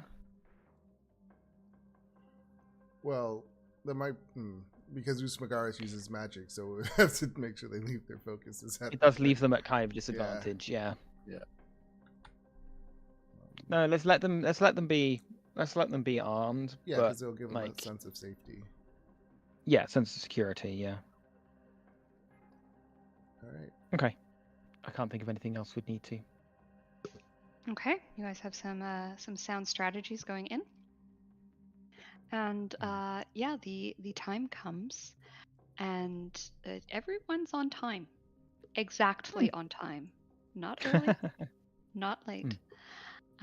And there's a little bit of pageantry that happens as each group arrives.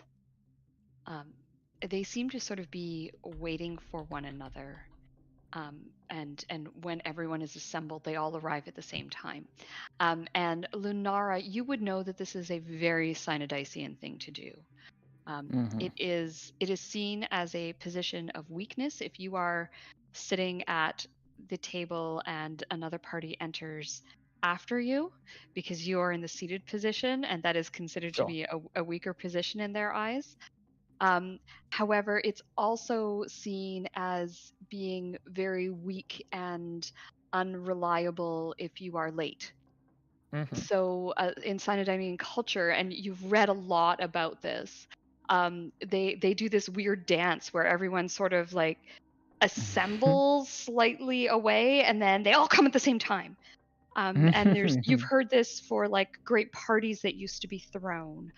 Everyone would arrive at exactly the same time. Even the king and the queen, when they would host these grand events, everyone would basically wait in the wings, and the entire party would just come and happen all at once.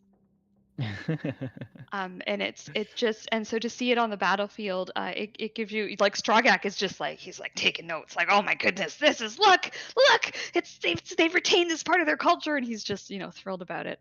And it probably gives your inner historian a little chuckle. Yeah. And when they arrive, sorry, go ahead. I've got a question.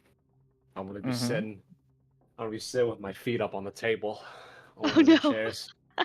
I've got a question. How do they know when to arrive when they don't even have a sun to tell the time? We're underground. People just kind of come up with their own sense of time. Then how do they arrive at this? Oh. And how do they come at the same time? Good question. Next question. Magical clocks, water clocks. But the lake is all the way over. Forget it. Forget it. I'm just gonna put my hands behind my head. Just take a rest. Goes off a little bit. Wait for the pomp and circumstance.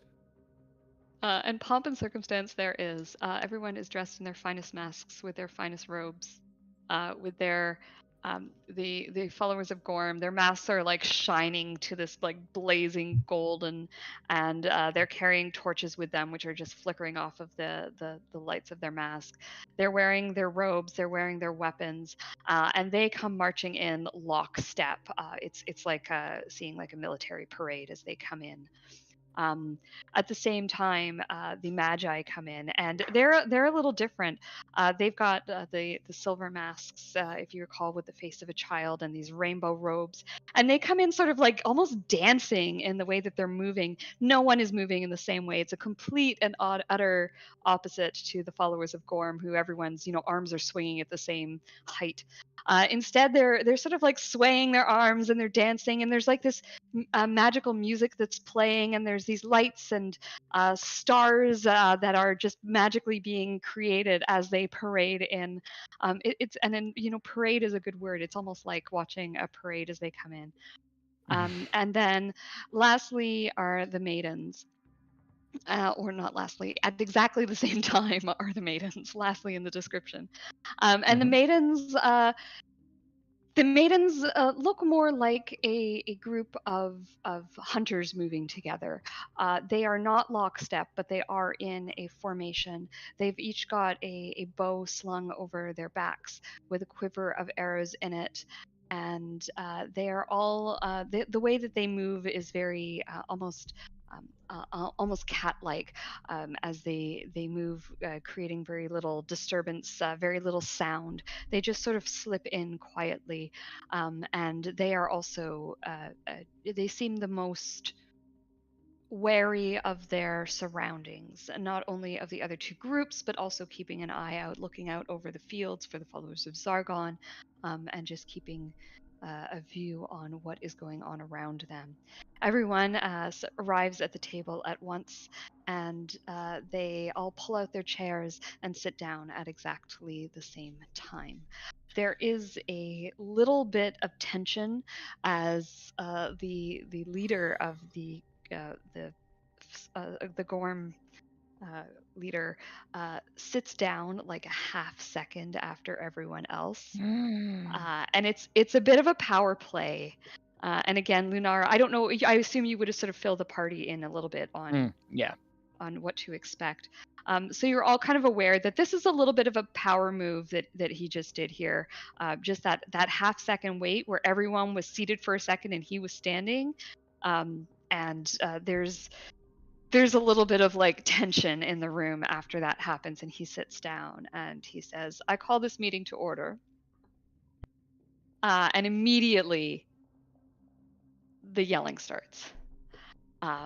The maidens start saying, "Who do you think you are, calling this meeting to order?"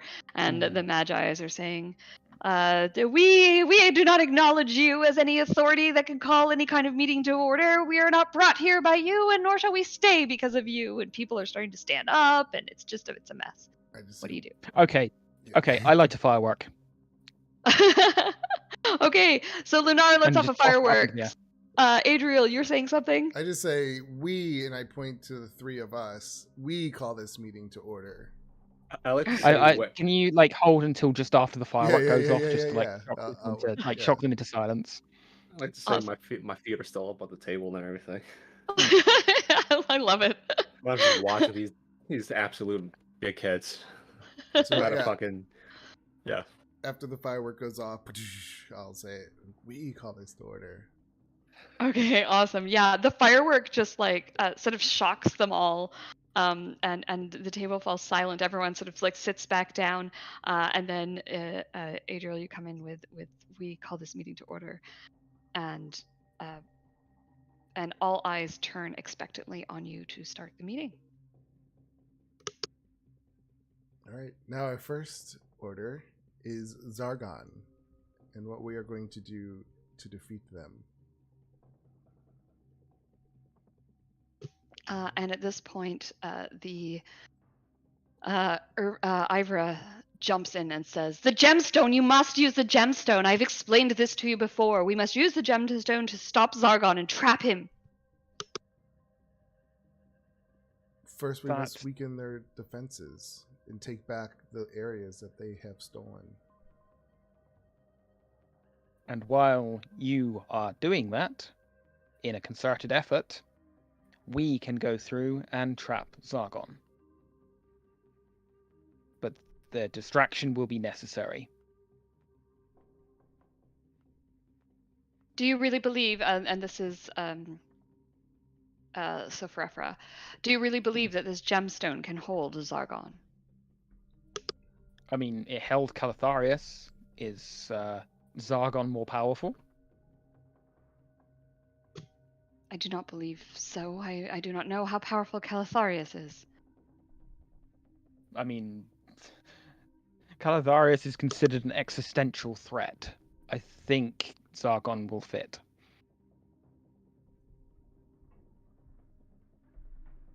Then we must get you to the Isle of Death. Such an aptly named isle. Yes, I suppose. And meanwhile, while we are tackling Zargon, I will need you to combine your efforts to take back the areas that the Zargon cultists hold. That distraction will give us the time and the breathing space to take him down. Var Sharpshield says, it will be very difficult. The followers of Zargon own much of the territory around the lake. And to go upon a boat in that area would be suicide. That's why you coordinate your forces and take away their control. Like they've spent the last years watching you fight each other, watching and laughing from their towers while you waste your efforts on each other, and they gain power.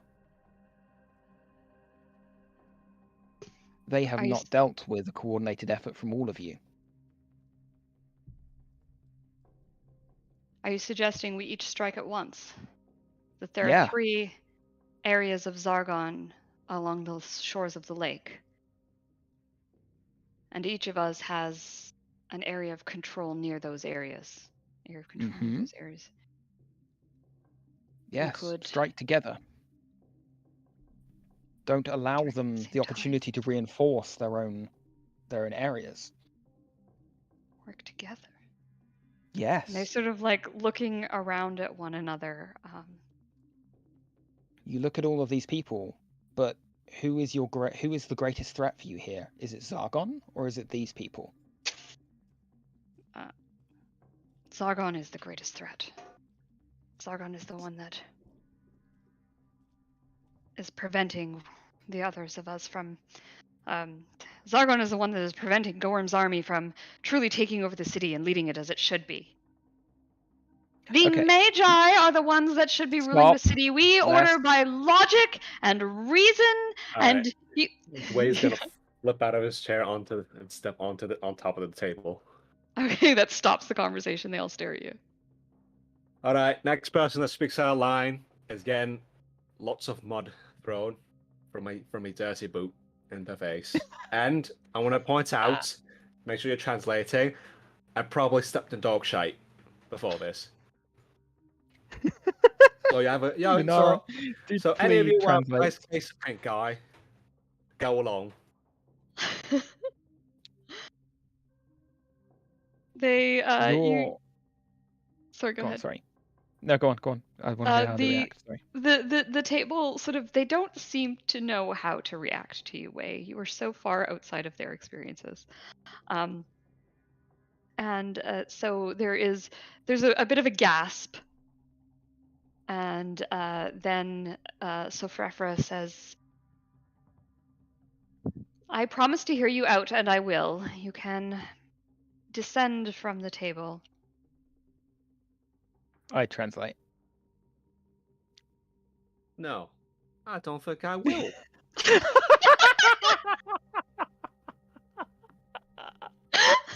It seems to me that I'll have to be doing this again very soon. So I might as well just stay on here before you all stop bickering again. Oh my god. Oh my goodness.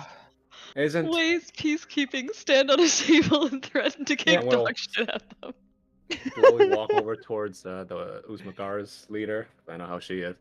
Isn't this step by step? Isn't that right? And I crouch down, squat down, look at her in the eye. She can't quite meet your eye, and you actually notice that her hands were moving before you stepped over, and she crosses them and puts them in front of her instead. You get the idea she was just about to cast a spell. Hands on the table, love.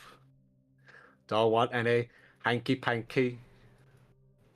She puts her hands on the table. We're not playing footsies around here. It is your bickering and your grabs for power that gave Zargon this hold that he currently has. You need to, for the best part, work together and continue to do so after Zargon has been defeated.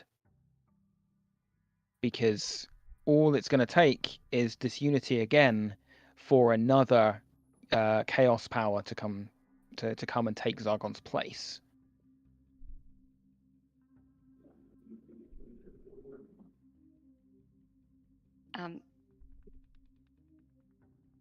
I think the first person to really speak up is, or speak in favor, is Var.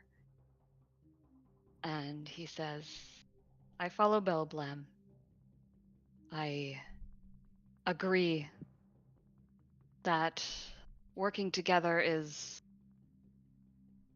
unprecedented and, quite frankly, distasteful.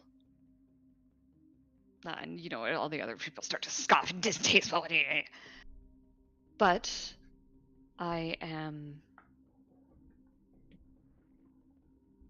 willing to do so if it means an end to the Temple of Zargon. I give him a approving nod to that. Yeah, he nods back to you in all seriousness. So Frefra says, well, if Farstrong Shield can see the sense in it, I feel like it's the worst possible plan that we could enact. But no one ever succeeded in battle by playing it safe.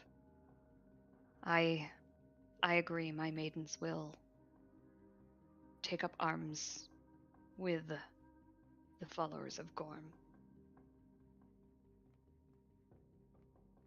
And all eyes at the table then turn to Ivra. And she says, I think this is the most ridiculous plan I've ever heard. Fighting all at once. All we're going to be doing is throwing our forces against the followers of Zargon. And your hope is just to weaken all of us so that the group of you can take over. I think that's your plan all along. I have no intention of taking over this anthill. Anthill? Anthill! You say that you want to do what's best for the city. You say that you care about what's happening to our people, and yet you call us ants living in an anthill. Each one of us, and I point to the three of us, represents one of you. I'm Gorm. Way is Usmagaris. Oh, please don't associate with those people. Well, you have their coin. Dirty boot man! Don't you? I thought you remember. I do, but I kind of wasn't it the little kid? You know, the prophet kid. Yes. Yeah. I thought he was a nice kid. It was just those guys. I don't know. He was, the rest of his cadre are absolute, awful people. And Lenara represents Madara.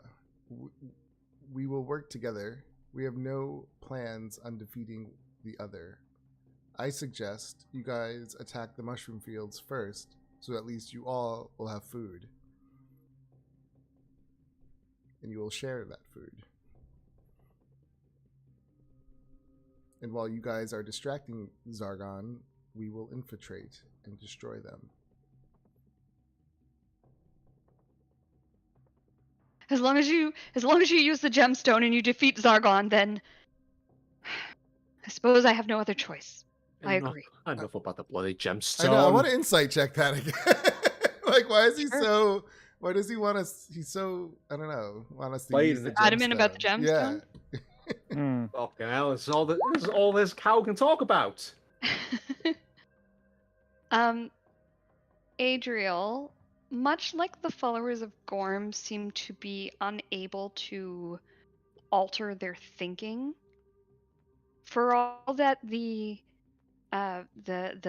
Magi claim to be like the logical open reasoners, they too seem to be kind of locked into a way of thinking and unable to see beyond it.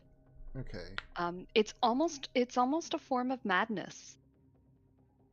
They believe they are right and are unable to just open their minds to anything else. All right. So I'll just respond to that and just say, if that's what it takes, then we will use it. Mm-hmm.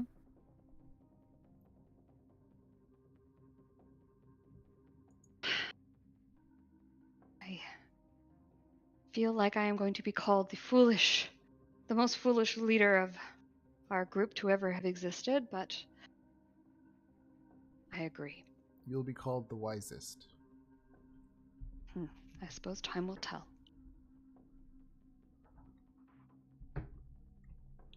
So I look at the rest of us, the three of us, like, yeah, we did it.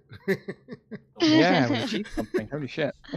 Small pacing around the table again. I haven't left, by the way. I've been standing on it the whole time. Didn't think for a moment you had. No.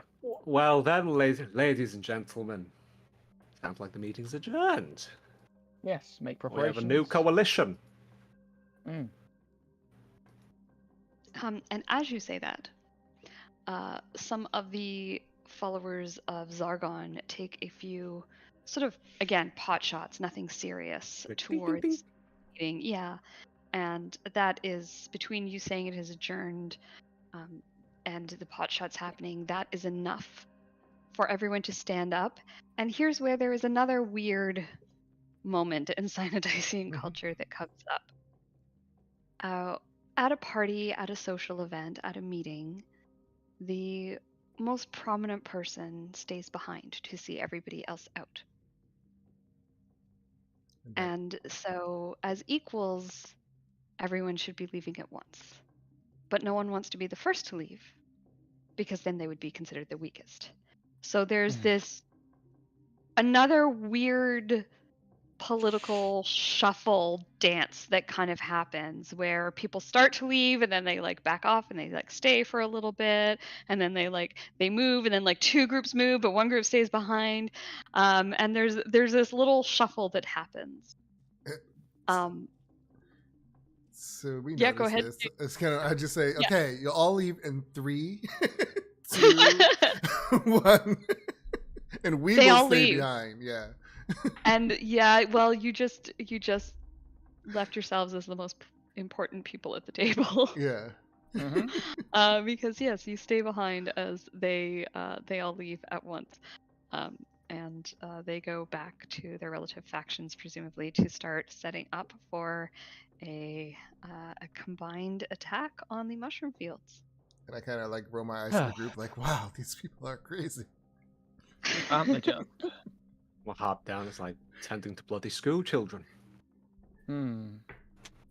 I kind of wonder out loud if part of that is, well, if that's either just a result of being under here and being set in their ways for centuries, or if some of that is Zargon's doing.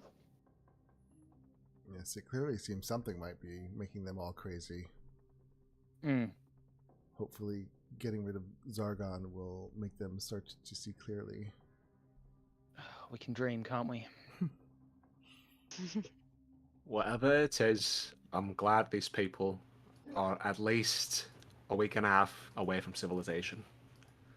Yeah. Yeah, they're at least at arm's distance, aren't they? Yes. Okay. God's forbid if they ever come down the Baldur's Gate.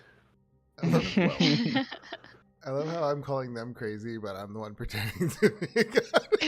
Yeah, I did. Lunara did kind of smirk slightly at that coming from you, but didn't like make any other outward signs of like hot kettle color check. Yeah. Question. Or believes that he is a god. I don't know. Solid. Okay. All right. So, from what I understand, and just let make sure that I, as a DM, am understanding this correctly, you're going to have the 3 factions attack the mushroom fields over here. Well, to begin, and yeah. To begin, and while that is going on, you guys are going to head to the Island of Death, or are you going to have the groups attack all 3 of the Zargon areas? And while that is going on, you're going to the Island of Death. I think go take at least the 2 ones that are around by the lake, like here and here maybe, while we're going over to the Island of Death. I must have missed it. Why the Island of Death? The Island of Death is where Zargon is. Oh, okay. I missed that part. Yeah. All right. I was going to say concentrate a little bit of war tactics, concentrate an assault on the mushroom fields because they have to secure their food.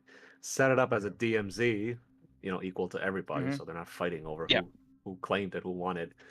And then they can send a skirmishes over here, so we can just slip by, and they can pull back afterwards. Yeah, I think that's sensible. Go take the mushroom fields first, and then use that foothold to take the dock area. Yeah, and try to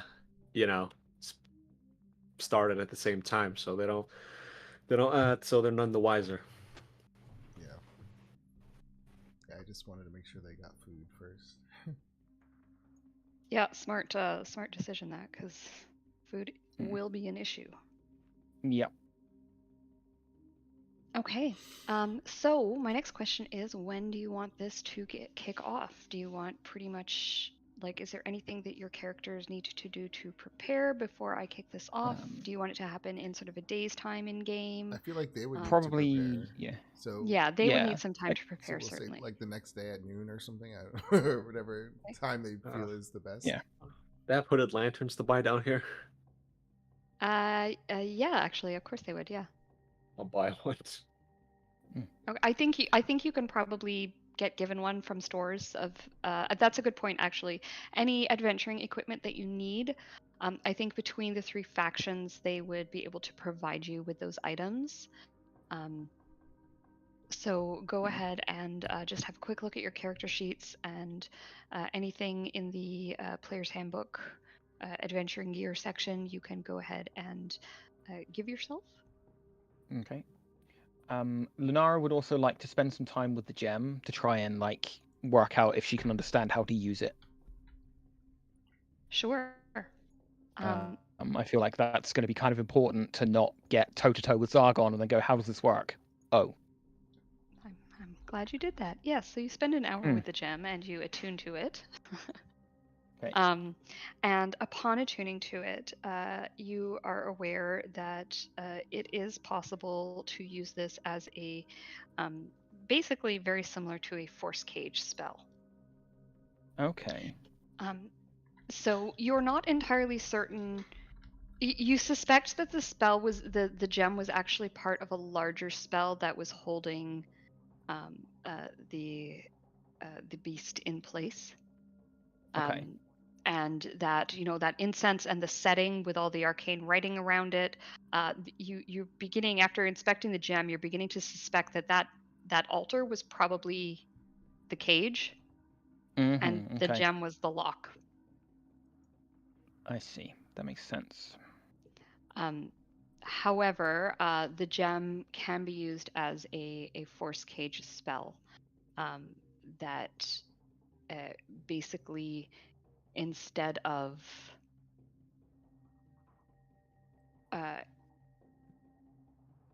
what's the word I'm looking for? Instead of locking in a force cage, it locks it inside of the gemstone. Okay. Makes sense, yeah. It is not a permanent spell. It lasts for an hour, and then the creature can escape. Okay. Actually, no, I take that back. Once it is inside of the gemstone, the creature cannot be released, but the gemstone is no longer able to cast again. Right, okay. Okay. So we'll hold it. Okay, cool. Yes. I'd also like to try and get hold of 2 more knock scrolls. Sure. Happy to pay market price for them, or happy to pay price for them to get. They were 120? I think for the purposes of this, they would be gifted to you. Again, Okay. I think this kind of goes along with supplying you up for the upcoming combat, the upcoming battle. Is there anything else that anyone else would like to acquire? I think I I'm gave good. myself some extra chalk. If that's all right. Yeah, absolutely. I think we can manage to gift you some chalk. It'll be make the budget a little bit tighter, but Oh, in that sense. Just a few more sticks. sure. How about Adriel? Does he No, need I think anything? I'm good. Yeah, I don't think I need anything. Gorm will give you all you need. Yeah. I have faith. Okay, so it's a weird day. The day before a big combat is always a weird day, and I don't know that these characters have really experienced that before. Maybe the closest thing you remember experiencing is like just before leaving for the caravan for coming out here in the first place.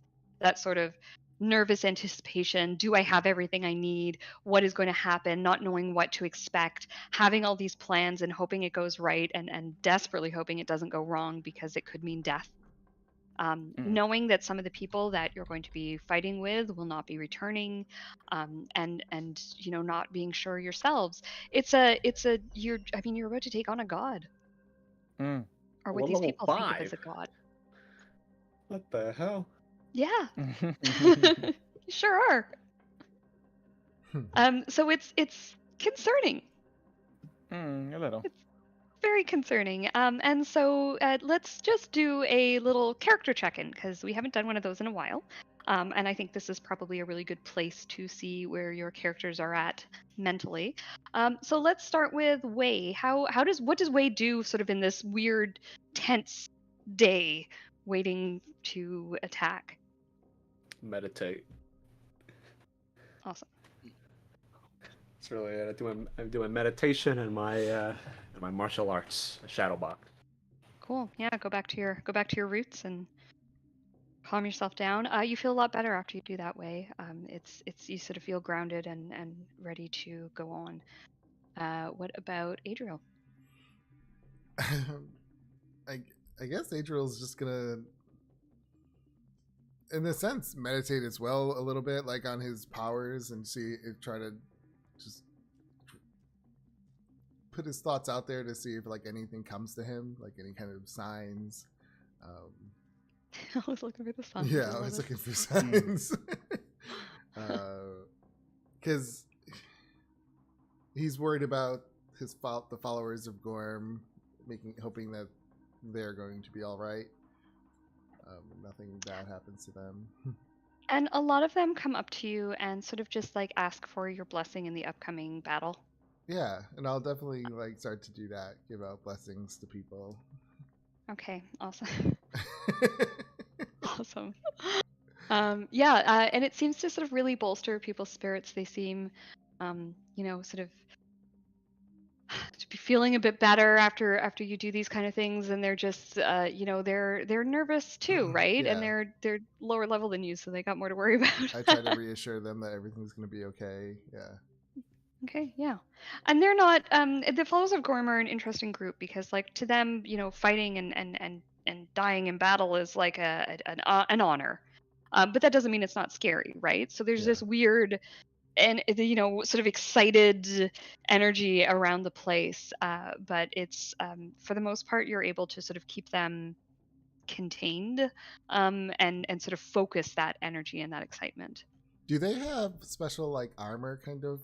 I can't wear armor, but like I want to try to get on some like ceremonial like clothes or something from them. Yeah, they've got so the masks are their big thing, right? The mask is sort of their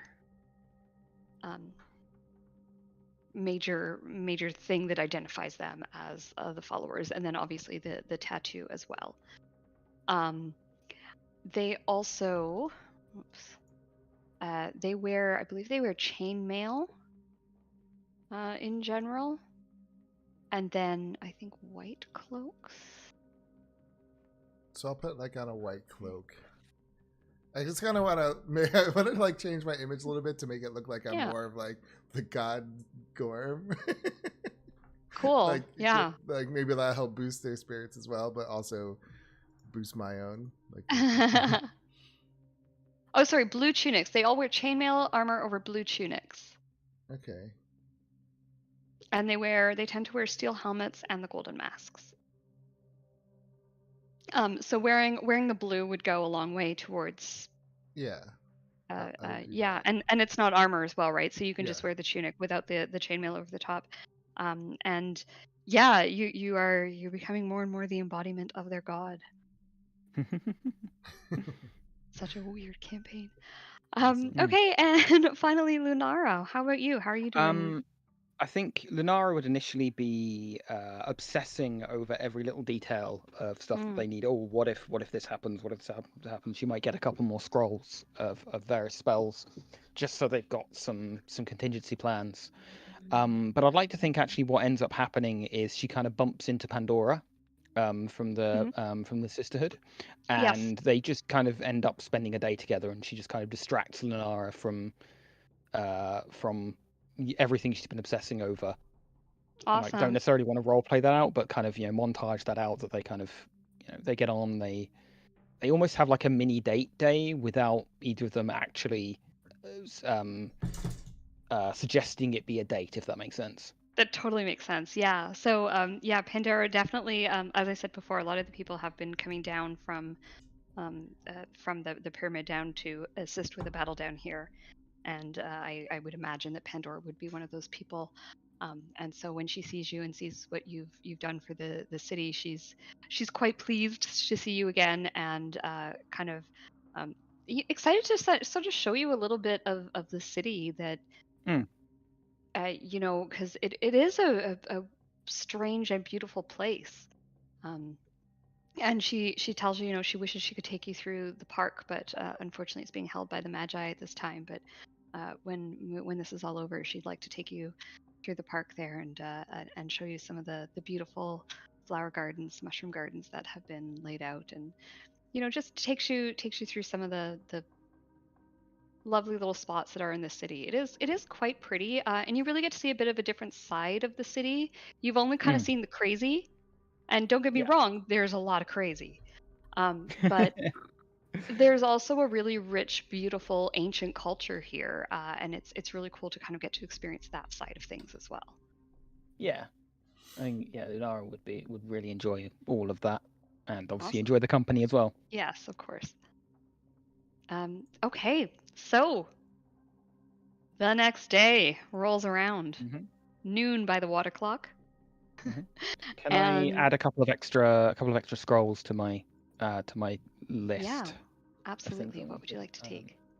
I wanted a scroll of Vortex Warp if they have that. Let me. I don't see why not, but let me just. Second level sorcery spell.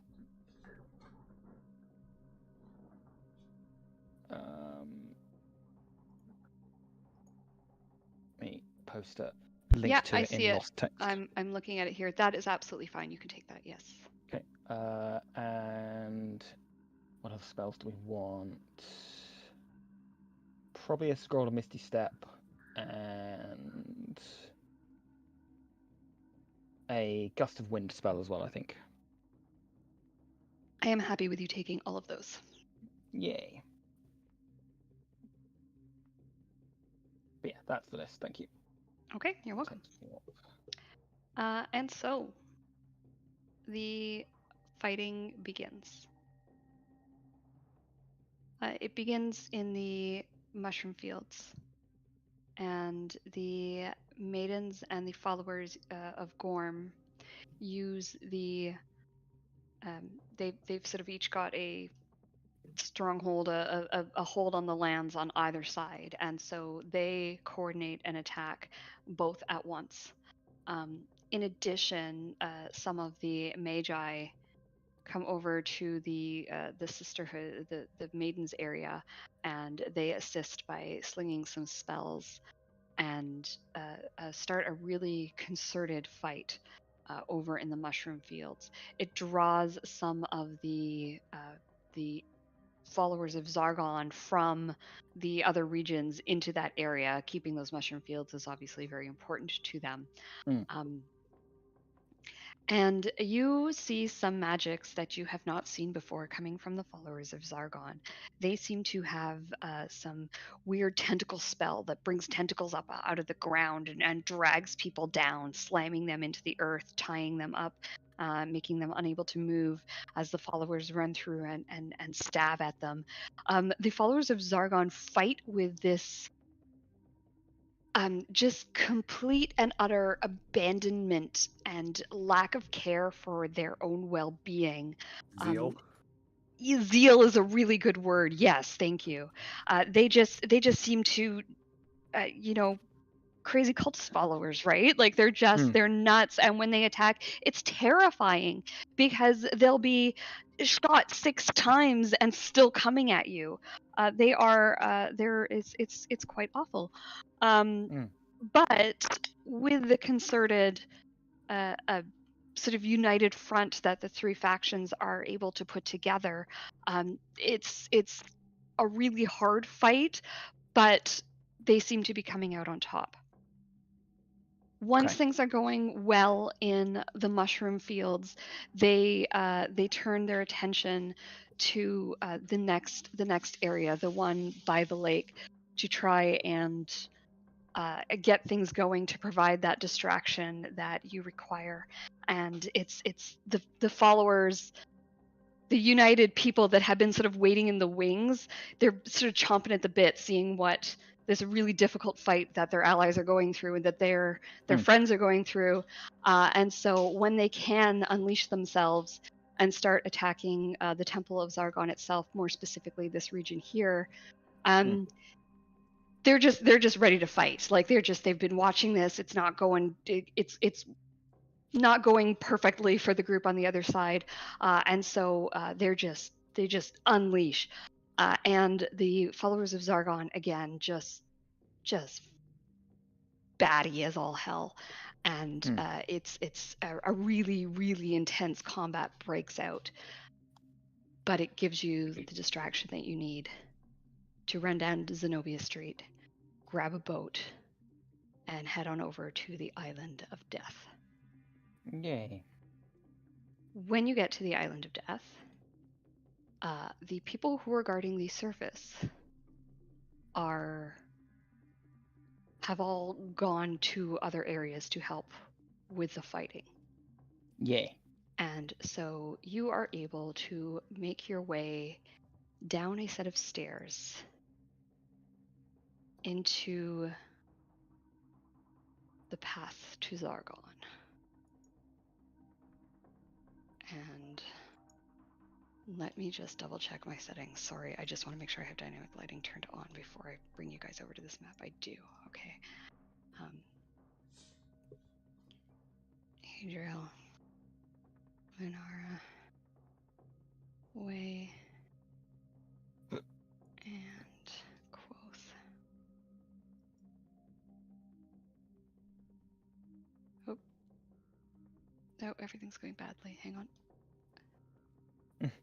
There we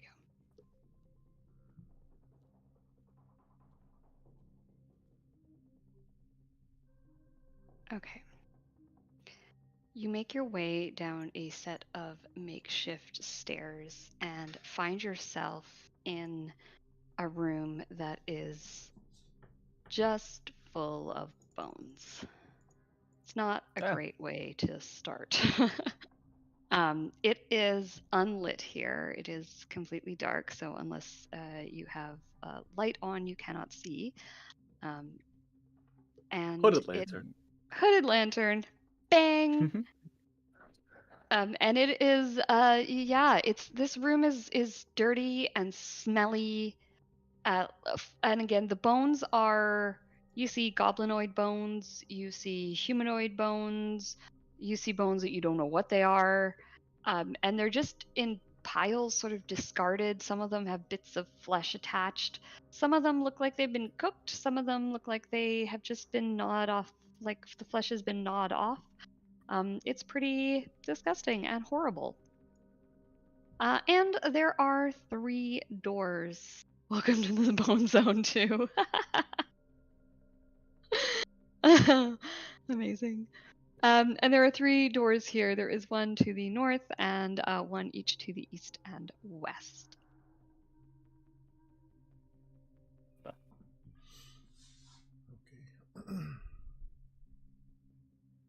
Okay. Gonna, I guess, have a listen. Like, just have a listen at each of the doors.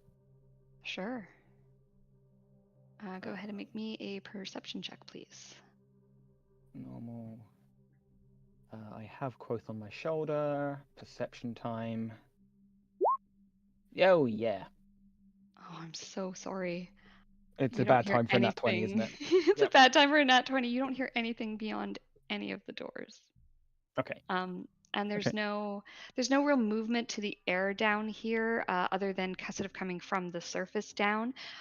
So there's you don't see any light peeking out from under the doors. There's not really a lot to give you any Okay. clues. Is there any like marks in the floor that would suggest like travel for groups of people, or? Yeah, all 3 doors look as though they have been used recently. The followers of Okay. Zargon seem to use this area fairly extensively. Sure. They probably just come from the other side to here. Well, I guess this is the entrance and exit, isn't it? So, okay. I guess just take our pick. Yeah, north. We're at it. Where are we? Yeah. Okay. Go for the north one then. Yeah. I'll Yeah. mage hand open the door. Okay. Yeah, I can barely see other people's tokens on the dim setting. I'll make it bright. Yeah, go for it. So yeah, mage hand open that door. Okay. There is a very short 10-foot hallway. Hallways. And then there is another door right above it.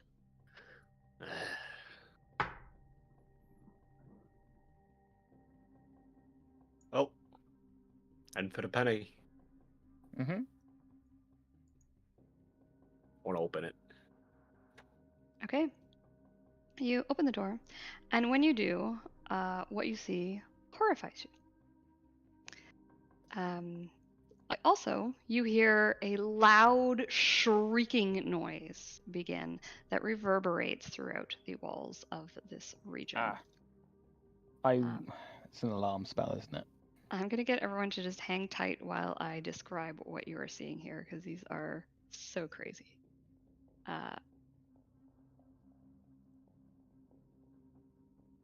The first creature, it is a Durgar in the image, but I would like to say that it is actually a human.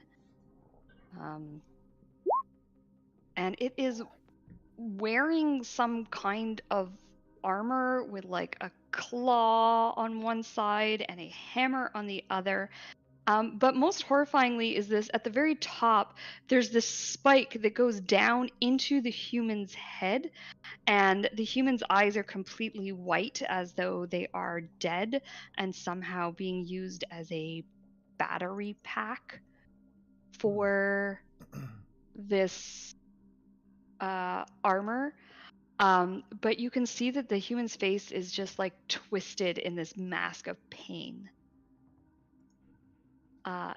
In addition, the other creature that you can see is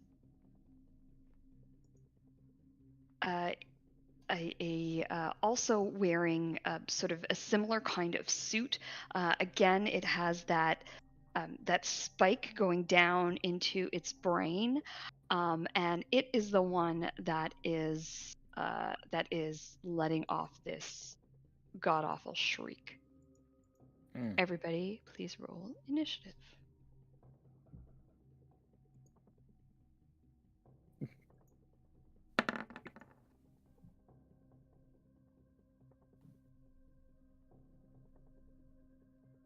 Oh, excellent. Oh my god, they're both Zargon. Sorry. So they're called. This one's called Zargon Screamer, and the other one is called a Zargon Hammerer. But That's unfortunately, the way that the combat tracker works is it only takes, if there's a space, it only takes the first word. Sure. So they're both gonna look up. There seems to be 3 turns on the tracker. Yes, for them. there is. Okay. Just checking. This guy's gonna come down here. And he is going to let out a shriek. And this is going to emit a sonic boom, and it is going to hit both Wei and Lunara. Unfortunately for me, but fortunately for Adriel, it misses him. And I'm just adjusting this so that it will roll for me here. So I need you guys to please make me strength saving throw. Oh, good. Saving throw? What the heck? I'm fine. I'm not. Okay, Lunara, you take 3 points of thunder damage and are knocked prone as this screamer shrieks. And being as you guys haven't gone in combat yet, he is actually going to back out of the way without any reactions being taken. That's nice for him. That will end his turn. Wei. All right. Didn't know they kept me as. Sorry. Didn't know they kept me ex-girlfriend down here. Oh, dude, I just took a drink of coffee. That almost came out my nose. Oh boy, I'm gonna come into the room real quick. Activate my little. Spend a key point to activate my little last feature thingamabob. Extend my Okay. range. And cameras. I'll take. I'm gonna start hitting the screamer. Okay. Hit him twice. I tried to. The first one is a miss, but the second one will hit. Also. Or 8. Nice. 8. That's my bonus action. I'm gonna move back. We've got company. 3 of them inside. I'm gonna end my turn here just to make sure they don't come after the squishier teammates. Okay.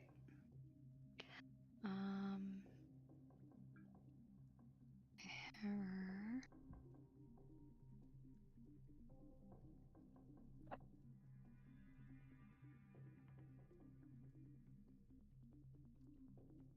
Okay. The hammer is going to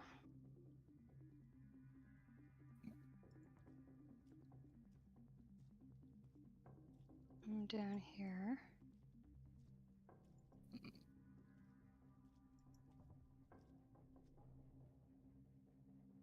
And I think, Lenara, you're prone. I have advantage on you. Yay. Claw for 24. Yep. 6 piercing. Mm-hmm. And then the hammer comes slamming down on you. 17. I believe 17 will hit. Let me just double check my. Yes, I believe it does hit. Okay. So that will be 13 points of bludgeoning damage. Ow. Fucking. And that will end the hammerer's turn. That stung. Lunara. Okay. Lara is going to scramble to her feet and then use a bonus action to use the Blessing of the Raven Queen to teleport away. Awesome. 30-foot misty step over in this direction. Okay. Obviously, Quoth comes. Quoth kind of scrambles off my shoulder and waits, and then I'm going to Eldritch Blast at this guy. The one that just hit you. Yeah, the one that just hit me. Okay. So, blast. Blast. Ooh, both of those hit. Nice. For 8 and 9 force damage. 17 total. Well done. Yep. And then Quoth is going to come over and provide the help action against this dude. Okay. And then that is Lunara's turn. So I Sounds will good. done that. There you go. All right, Adriel. Okay. So I will use my tempestuous magic to use a bonus action to cause the whirling winds to move me 10 feet away from this guy. Cool.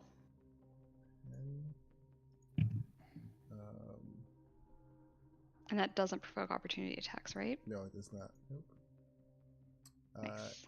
And then I will use a twin spell meta magic point and cast chromatic orb at this one and this one I can see. Okay. Let me just subtract the meta magic points. Alright, so here's the first one for the lower guy. Okay. 25. Nice. Yes, that definitely Very hits. nice. For 15 lightning damage. Ouch. Not looking good. And then the second guy, a 12. 12 does not hit. He's able to dive aside. Okay. And then I will move. You would have had advantage on that first attack anyway, but Oh. never mind. Alright. So then I'll move there. Do you want to roll again just to check for a crit? Okay. I'll just roll the d20. Nope. No. Okay. Worth a try. Yeah, it was. Yep. And then that will end my turn. Okay. This hammer is going to come down here. And I think he's going to end up here next to Wei, because that's all he can reach this round. So Wei, these are coming at you. I've got one claw attack. He swings his claw towards you. 20 to hit. I think that will. For 6 points of piercing damage. And then grabbing you with his claw, he then brings his hammer and tries to swing it down on you. Ooh, and succeeds on that. Hang on a second. Oh. Hang on a second. Sorry. I'm within 60. Can I see him properly? Just double check that I'm not just. No, I can't see him. Never mind. Sorry, I cannot provide that assistance. Okay. So that'll be 11 points of bludgeoning then to Wei. And that will end the hammerer's turn. And the screamer is going to come running down.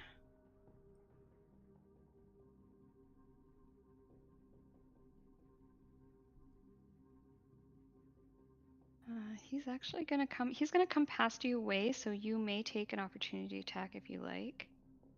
Sure. I'm And gonna he's two-hand gonna- this one as he passes by me within 5 feet. Nope. Okay. No, that's gonna miss. And he makes it down here, but he's used his dash action, so that'll end his turn. Wei. Okay. Let's see. Dealing with one. Unfortunately, I can't see the other guy on the other side of the door.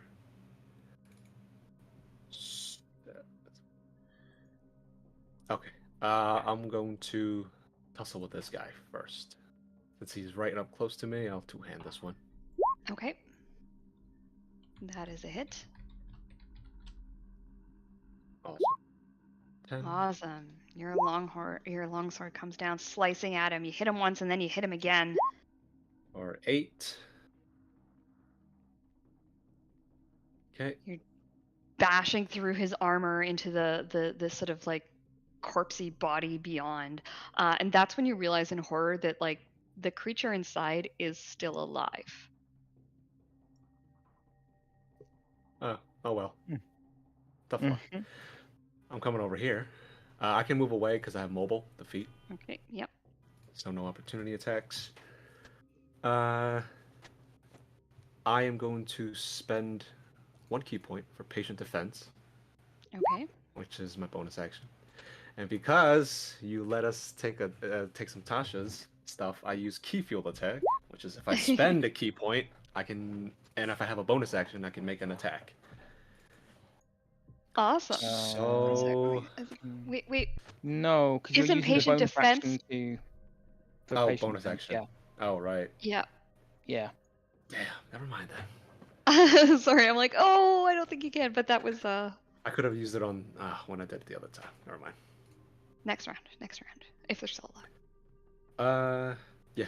All right, but patient defense then. Okay. All right. I think this guy is going to. He's gonna move down one, and I think he's gonna focus on you, Wei.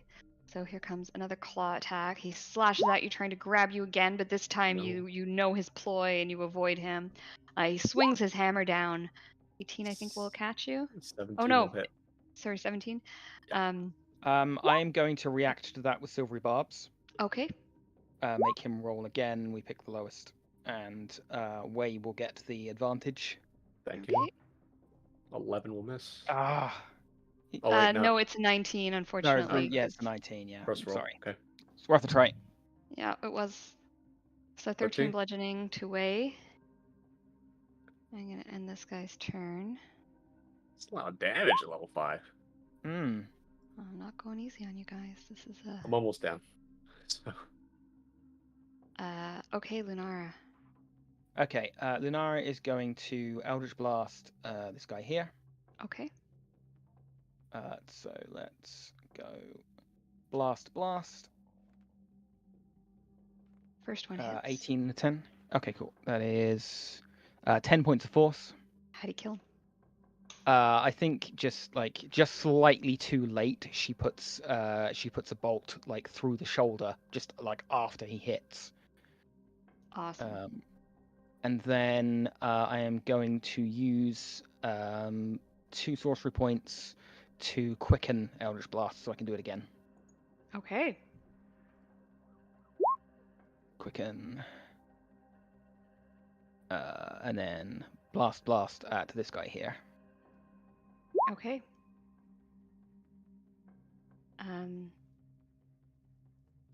Those both hit.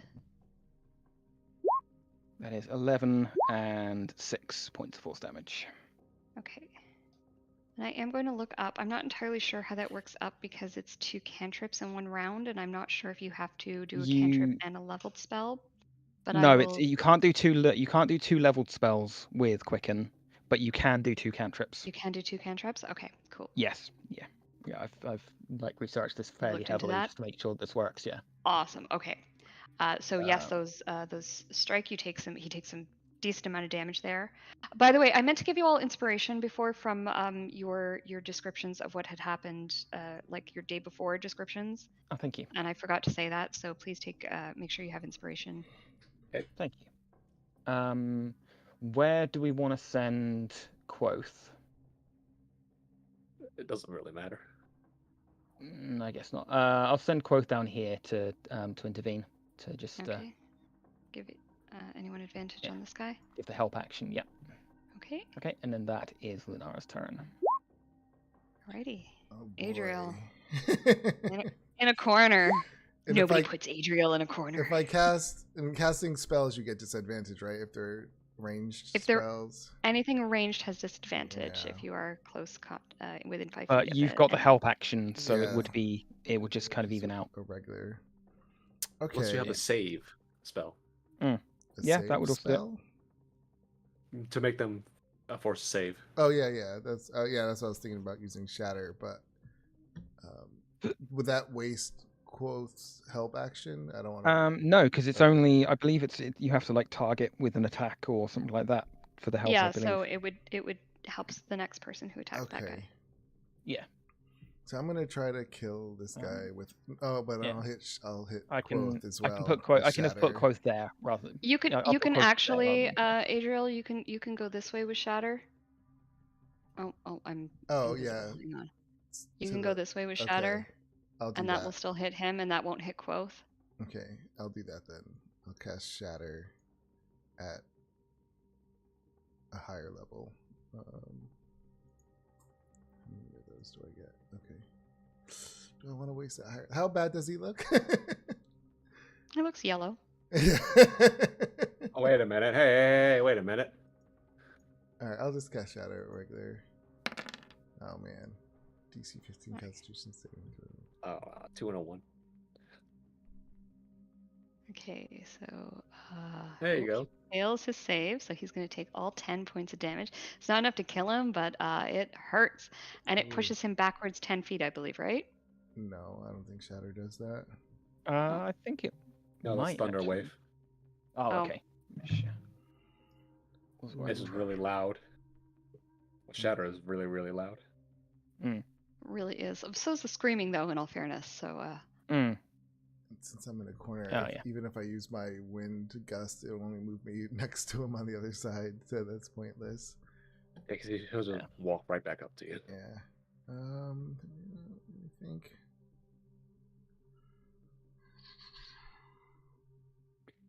Shit. I'm sorry. that's okay. Take your time. Is it too late? I could still use a. Oh no, I can't. Okay. I guess that's it for me. I'm gonna see what happens. Okay. All right. Okay, the hammer is going to come out through here. And I guess he's going to come through the door instead of end up. Oops, I've moved the door. Oh, everything is terrible. Control Z. Hammer is going to come through the door. There we go. And Wei, he's gonna try to go for you again. Claw Probably going attack. down. 15 will Okay. miss. I'm still dodging. And a 7 will also miss. Both those attacks Yeah. miss. You're just weaving and ducking and diving as this thing is coming at you with its claws. You're realizing it's not as fast as you thought it was. And the Screamer is next. He is going to do his Sonic Scream, and he's going to try and hit Quoth as well as Adriel with this. What a great excuse for a short rest after this. So I'm going to need a DC 11 strength saving throw from both Quoth and Adriel, please. Okay. Quote's got a 15. Nice. So no damage to Quoth. Come on, Sorry. Adriel. Strength saving throw. Whew. Yeah. Okay, no damage either. And you're not prone, which means he doesn't have he doesn't have advantage on this attack. He is going to attack you with his drill. He pulls out his arm instead of having a hammer on the one side, has a drill, and he screams, his face twisting in pain, and you're sort of able to withstand it. And he just drives this drill hand towards you. Ooh. Anyone doing anything before I roll damage? That's at me. Yeah, I will. That's at you. Yeah, it's at you. Yeah. Are you going to react, or do you want me to sort I this don't out? have a reaction that I would might be able to stop help you. him. Yeah. Okay. Then yeah, I'm gonna. I have recharged my reaction because I used it last on Wei's turn. So yeah, I will try and silvery barbs him as well. Okay. Thank you. So yeah, they've got to re-roll. Oops, use the the daisy. lowest. That was a hammer. Hang on, let me do Yeah. the drill. Sorry, my bad. Oh God. Fuck me. Okay. All right, here's your damage. Adriel does have the advantage. Oh, 7. That's fine. That's We're cool. good. Yeah. And that will end his turn. And Wei, you are up next. How do I? There we go. I'm down 1. Let's see. Okay, 2 strikes. Okay, 2 strikes against this guy first. Okay. 1, 2. I'll just roll both. 17, Okay. 17. They both hit. Awesome. Sorry, that's 18. It's 8 and 14. How do you kill him? Oh, right through the throat. How about that? Awesome. Yeah. As you stab him through the throat, he sort of gargles, and he almost seems to say his lips move, and he almost seems to say thank you for ending my pain as he dies. That's a lot to say for being stabbed through the throat like that. It's your lip reading. All right. Key point. Unarmed Okay. strike. 2 unarmed strikes against the Screamer. He's in range. Okay. He sure is. You see Spectral Way shoot out from him. Oh my god. Wait, I have a help action, right? On the first one? Yes. So 18, 18 on the yep. first one. Does 18 on the first one hits, but the 14 does not. Okay. Well, I do 9. How do you kill him? Yes. I'm gonna have my Phantom Way kick him right up in the nuts. You're gonna see the ghost shoot out from Wei's body, and it shoots at him, and you see his rear leg, his right leg, just right underneath from behind.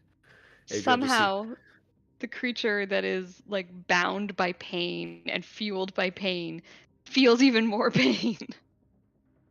Adriel just sees a And- big So good. clear, translucent boot come up in between the guy's legs.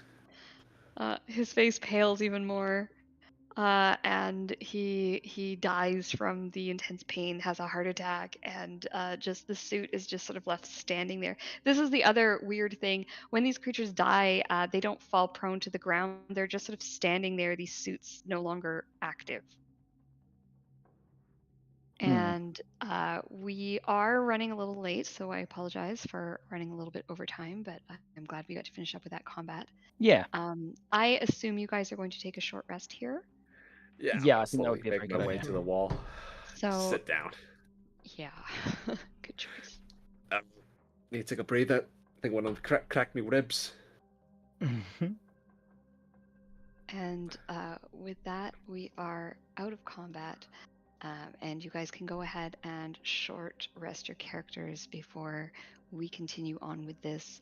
We will not be playing next week as we are Correct, yep. without Lunara, but we will play the following week on the 3rd, and then we'll get 2 sessions in before my guard shifts, but I don't think that'll matter. All right, great game today, guys. I'm so Yeah, that was excited fun. that all this happened. I've been dying for this section of the adventure to start. Huh. Yeah, that was See fun. what you do with all the creatures you've Yeah. unleashed. That was very fun. Thank you. That's not Thank you, rolling the bulk roll hit dice Oh, didn't do sorry, I its job should leave you guys properly. there. Oh, it didn't. 8. No, well, I did 2d6s and 1d8, and it didn't roll the d8. Oh, that's weird. So I gain +8. I'll just roll a d8. Yeah, and then I just can maybe put it just back. roll it and. Oh fuck. Oh no. That's good. So that's 11 hit points back. So I'm at 20 out of 31. Did anyone take You know some what? I'm just healing gonna use them all. potions from the? Yeah, We people didn't, have but we should have healing. done. I thought Way had healing potions. I have 2 healing potions. I have 4. Yeah. You guys I need it? have. Oh, I have 1. Okay, Okay. I'm Yes. alright. I'm at 28 now. I'm keeping it because I can actually, because of my mobile feat too, I can dash around. Mm. I think healing potions are best used if someone goes down. Yeah. So they're Mobile, more no effective. opportunity attack. Yeah. Step Yeah. of the wind. Hop around. Get people up when we need it. Medic. Yeah. Yeah. All right. Yes, Good indeed. game, guys. Awesome. Thanks, See you Kirsty. all Yeah, in thank you. 2 weeks' time. Thank you. All right. Yeah. Everyone have a All good right. weekend. All right. And Thanks. yeah, you Yeah. too. Have a good weekend. Bye, Yeah. everyone. See you guys Bye-bye. in 2 weeks. Bye bye. Bye bye.